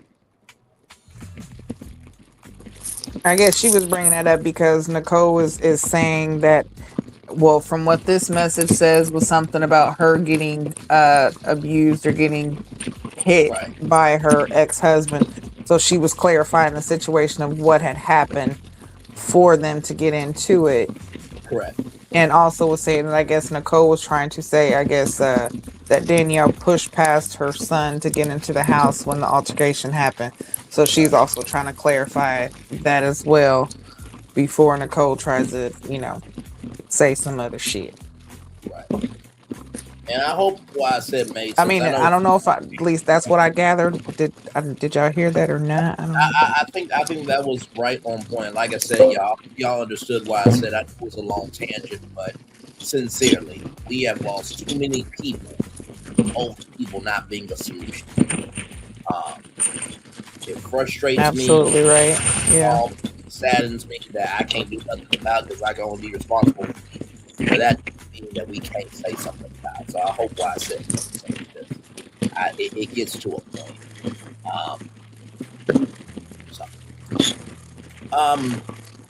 You playing it? Yeah.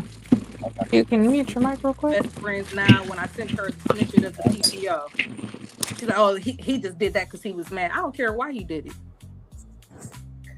So again, this ain't about Alonzo. I don't want us to lose focus. This ain't about Alonzo. This is about Nicole. Danielle's experience with Nicole. And why did Danielle want to speak? First of all, her and Nicole was going at it in my comment. I'm gonna let y'all see, and I'm gonna let y'all see what Nicole said in my comment section. And it's under her name. It ain't no allegedly. It was Nicole. It's under her name. So I'm gonna let y'all see her and Nicole going at it in my comment section. Okay, we're gonna get to that in a minute. But again, she wanted to share her story because she wanted to let people know that Nicole is no innocent victim, according to her experience with Nicole. Okay, according to her experience with Nicole. And yes, so she just told y'all about her and her ex-husband getting into a physical altercation as a result of her showing up at Nicole's house. Again, I don't think anybody in this story is innocent. Can I just be honest and say that? This sounds like a whole lot of mess that's been going on for years. Too much. A whole lot. And again, Danielle is not, she owns whatever she did. She gonna show y'all you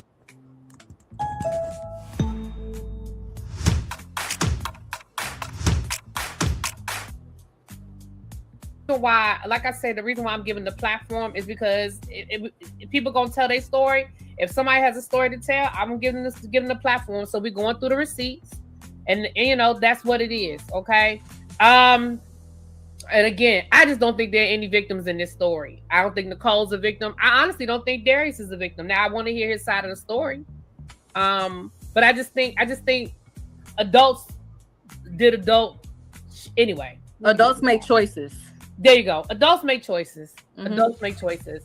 So here's another screenshot of a message between you and I guess you're sending this to Nicole. Nope, that's just I don't know me. why they cut. I don't know why these messages cut off, you guys. I did my best to crop them the best I could, but they keep cutting off. That was me. So every time she would contact me, every time she would inbox me, call my phone at 3-4 in the morning, I would blast her on Facebook. And honestly, I'd be sitting there at work while I was doing it. So as long as I was getting paid to do it, then hey, let's do it, because you're gonna leave me alone. Like, stop messing with people that are not messing with you. Right. If you're upset, and let me be clear about something. I'm a girl's girl. So if you're upset that the man that you have been financing for the last 10 years has now went and married another woman, why are you not mad at that man? How are you mad at somebody who had no loyalty to you, owed you nothing, didn't even know you, know your name, know anything about you outside of what he shared with me after me and him were already doing what we were doing? You know what I'm saying? Like, how are you not mad at him, but you mad at another woman? And she's done this to several. I have at least 5 people. I have personally. She said Darius married? That I know that she has done this to. And I'm talking about women. Say that one more time, Q. She just said Darius married. I believe. Hang on, let me go back a little bit. She said, Wanda, what are you arguing? Why aren't you mad? Why are you? Hang on. Sitting there at work while I was doing it. I'm playing it again. As long as I was getting paid to do it, then hey, let's do it, because you're gonna leave me alone. Like, stop messing with people that are not messing with you. Right. If you're upset, and let me be clear about something. I'm a girl's girl. So if you're upset that the man that you have been financing for the last 10 years has now went and married another woman, why are you not mad at that man? Darius went off and married another woman.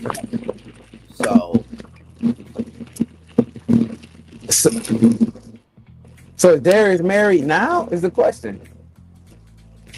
That, I mean, when you put it that way, that would indicate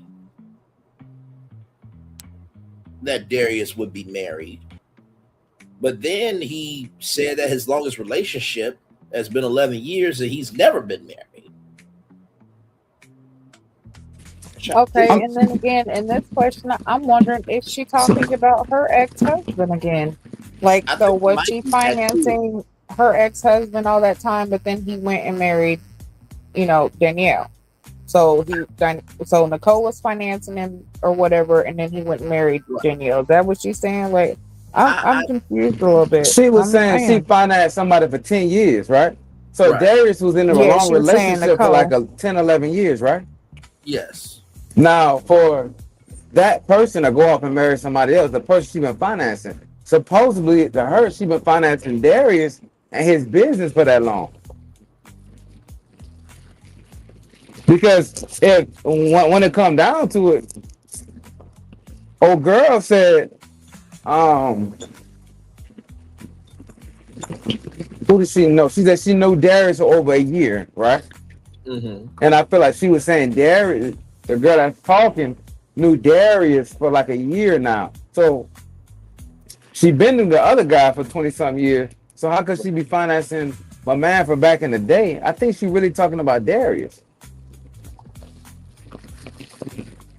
If I make sense. No, I'm picking up what you're putting down. It should either way. And I'm not negating anything you're saying, Q. Please don't get that twisted, brother.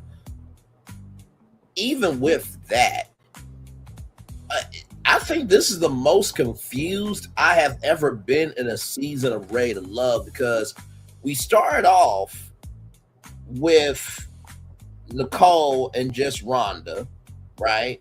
Then we have Danielle and Reality B TV Reviews. And shout out to her, shout out to just Rhonda 01. And it just seems like there's just more here than meets the eye. And it is getting crazier, crazier, and crazy. I mean, I don't think we ever had a crazy season like this. And I don't mean like a crazy this is a lot. In terms of just from beginning to end. Because this season has actually been very tame. It's just this one part of one cast member that has made this more intense than it needs to be. Because everybody believed in some shape, form, or fashion that theirs was a shit know-how. But now to be tied up in this in such a situation of this much convolution, it's just beyond. Like, just Yeah, this is craziness. I feel like I'm gonna have to go back and watch BT's this live right here again, because there's so many moving parts and just so much to it. Yeah. Yeah, I'm definitely gonna have to go back and actually watch all of it, because it's a lot, and it's getting crazier and crazier, and it just seems like there's more that's gonna come out. And at this point, we might need to make some rounds and go ahead and get some interviews going too, because I have so many questions that I just need answers to. I need clarification. So I'm about to drop the link to the interview in the back chat, so that way you won't have to find it here. Give me a moment here, because this is this is. I mean, and we've covered some stuff here before, but this is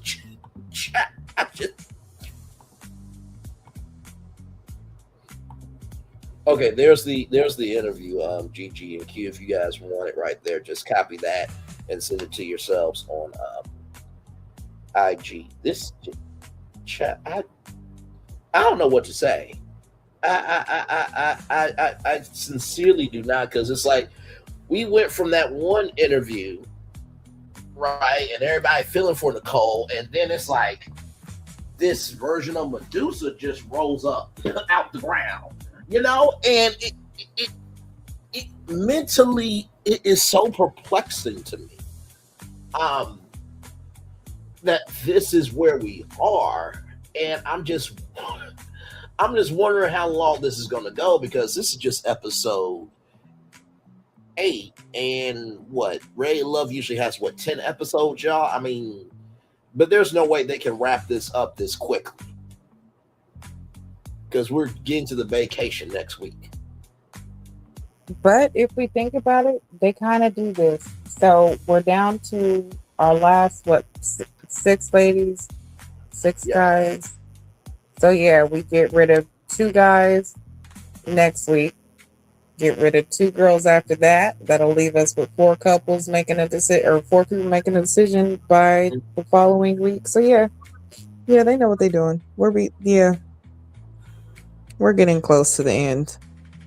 I don't see us really going. I mean, going 11 episodes would be great, but I don't know. I see it ending like it normally does, because normally we have like at least 3 or 4 couples or possible connections or couples who make a decision at the end. So we're getting near to that point. But definitely gonna have to finish watching this at another time. I gotta get out of here, guys. Much love. Happy New Year's to y'all. And definitely we'll see y'all in next year. Yes. All right. Love you, fam. Much love, everybody. I'm sliding to you. Later. Out of here. Right. Love y'all. Talk to y'all soon. Later. For sure. All right. Y'all, that's literally the show. I gotta tell y'all, like I said, we've covered a lot over here. And first of all, thank y'all so much for joining us on a Monday. I know we normally do this on the weekends, but family is family. Amen, somebody. I will just say this: when it comes to the world reality TV, recognize that everything is in the eye of the beholder, and we all have the right to change our minds.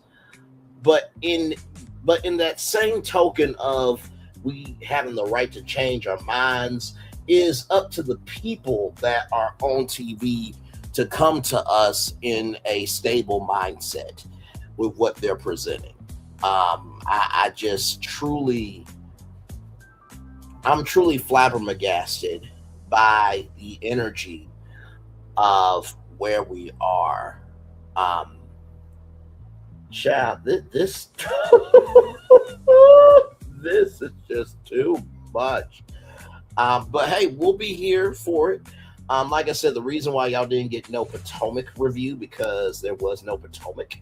So I'm going to assume there was no Married to Medicine either. So I'm assuming that next Sunday we'll be back on Potomac and Married to Medicine. I'm assuming. So that will be that. Let's get to the daily motivator and then head on out here, y'all. Cause this, woo, my Lord Jesus, what a lot going on here. Here we go. Overcoming, first of all, great ideas often receive violent opposition from mediocre minds. Albert Einstein. Oh, damn. Well, just say it, Albert Einstein. Why don't you? It's time for the daily motivator for Monday, December 29th, 2025. Overcoming weakness.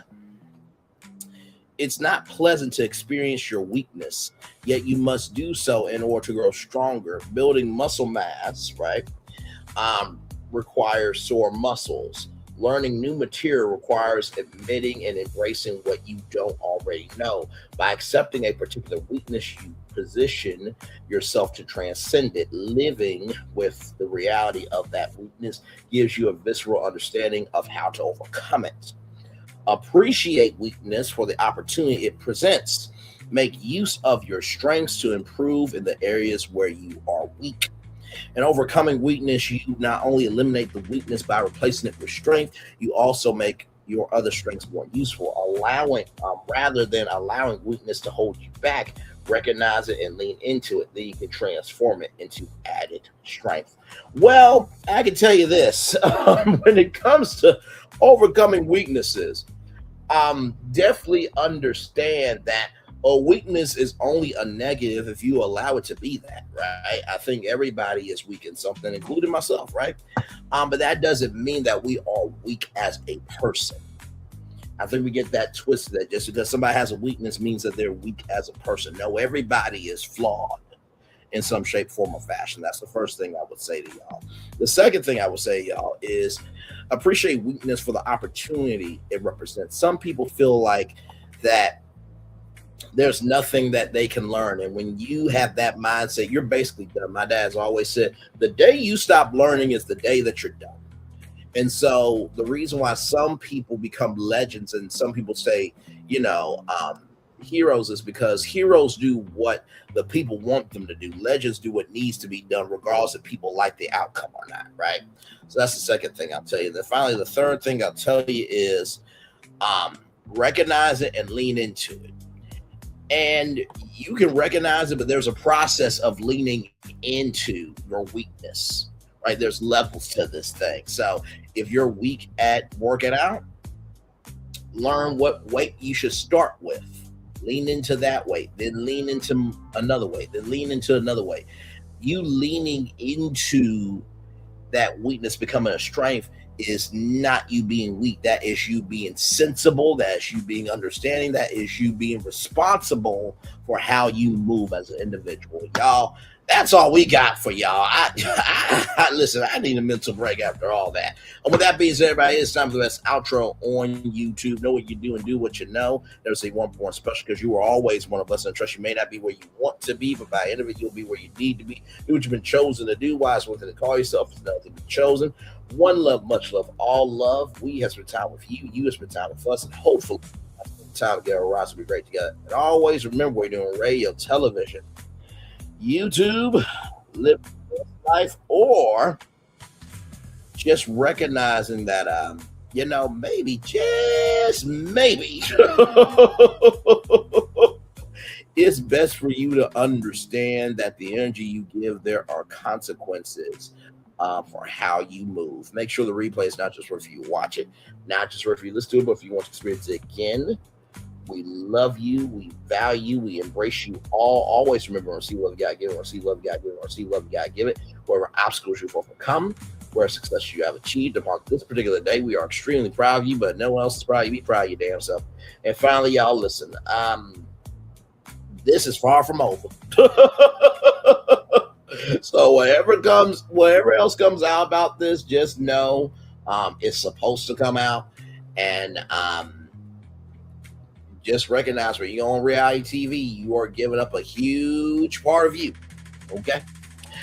Commercial break and fireworks are coming your way for the day that was, for the day that's coming, for the blessings on the way for you, me, all of us, as a society, as people, as culture. We feel the love and we send it right back to you. Love you all. Good night.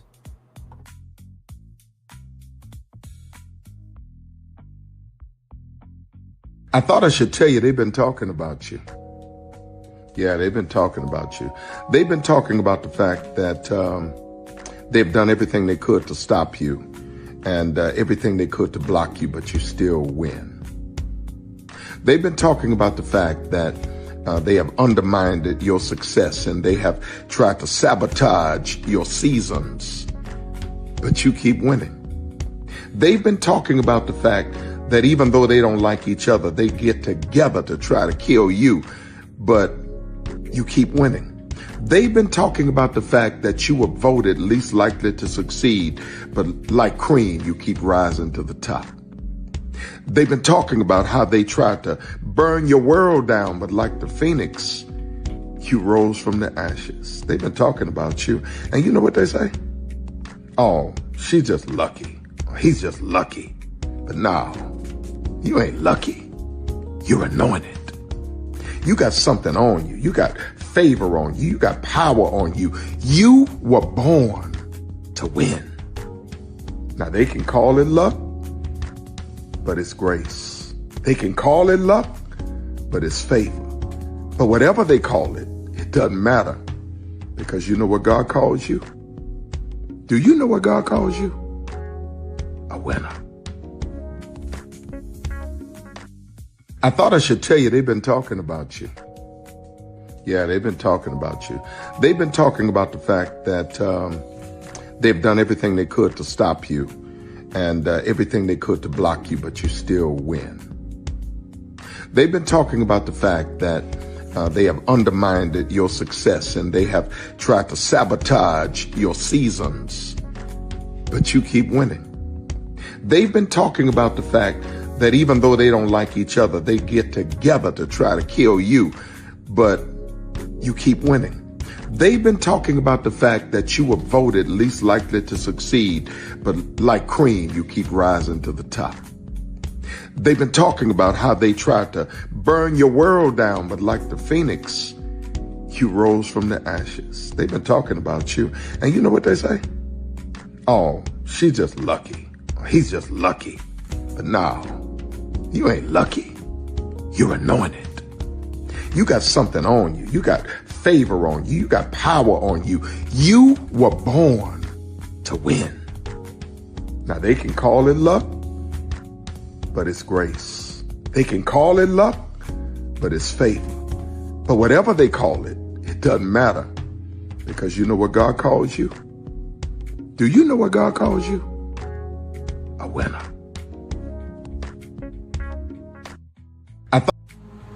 Good evening. My name is Mark Woodbury. I'm the chairman and CEO of Universal Destinations and Experiences. Well, we're finally here. Tomorrow we begin a new chapter at Universal Orlando Resort as we open Epic Universe. We built this place for you. I want to thank you, our fans, for your love of our stories, characters, and immersive experiences that inspired this incredible place. Epic Universe represents over 8 years of meticulous planning, immense creativity, and innovation, combined with unmatched craftsmanship and operational excellence on the part of thousands of people who have brought to life the stories and characters that live beyond each of Epic's portals. But it represents so much more. Your love of Universal and the deep connections we've shared together here in Orlando over the past 30 years inspired us to dream bigger and to push the boundaries to create something extraordinary for you and for generations of fans and families to come. And tomorrow, As we open Epic Universe, I can't wait for you to experience this place for yourself. Now it's your turn to step inside, to lose yourself, and to share this place with the ones you love most. As we open this park, we hope your world becomes a little more epic. Tomorrow, Epic Universe becomes yours.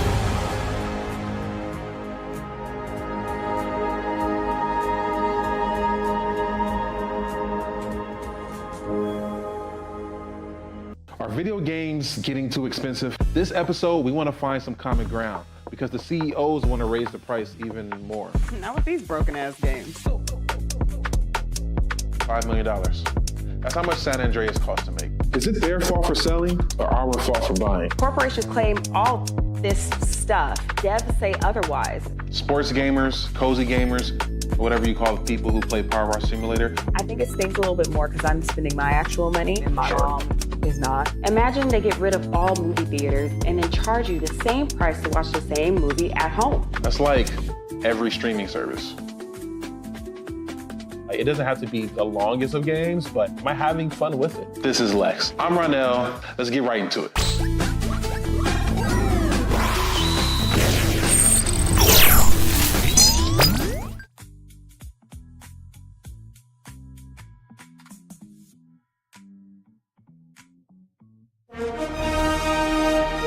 Prepare for a journey beyond imagination,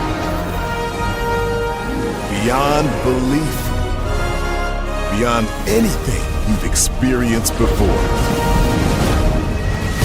Universal Epic Universe, a new theme park where you'll step through extraordinary portals to 5 immersive worlds.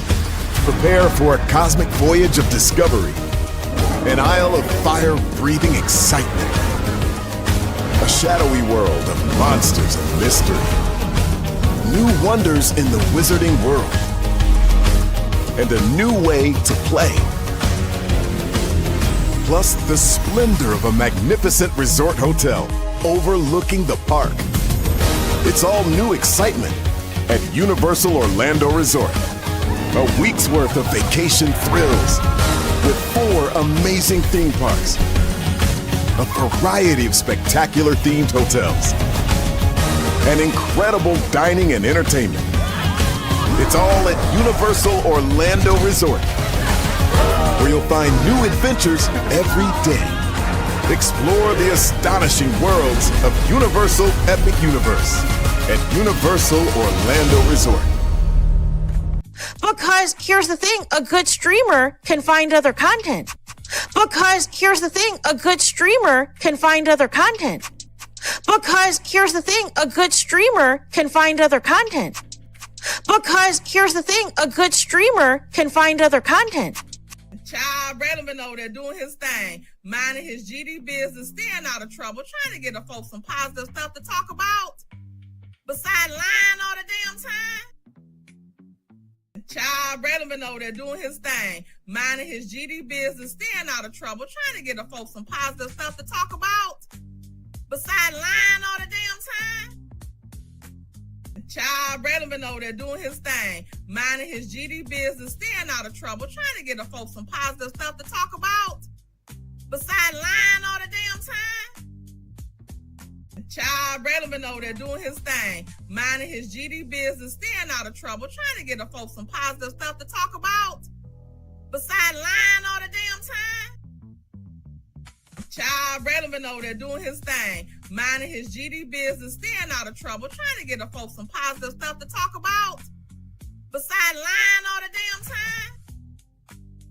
Child Redman over there doing his thing, minding his GD business, staying out of trouble, trying to get the folks some positive stuff to talk about. Besides lying all the damn time.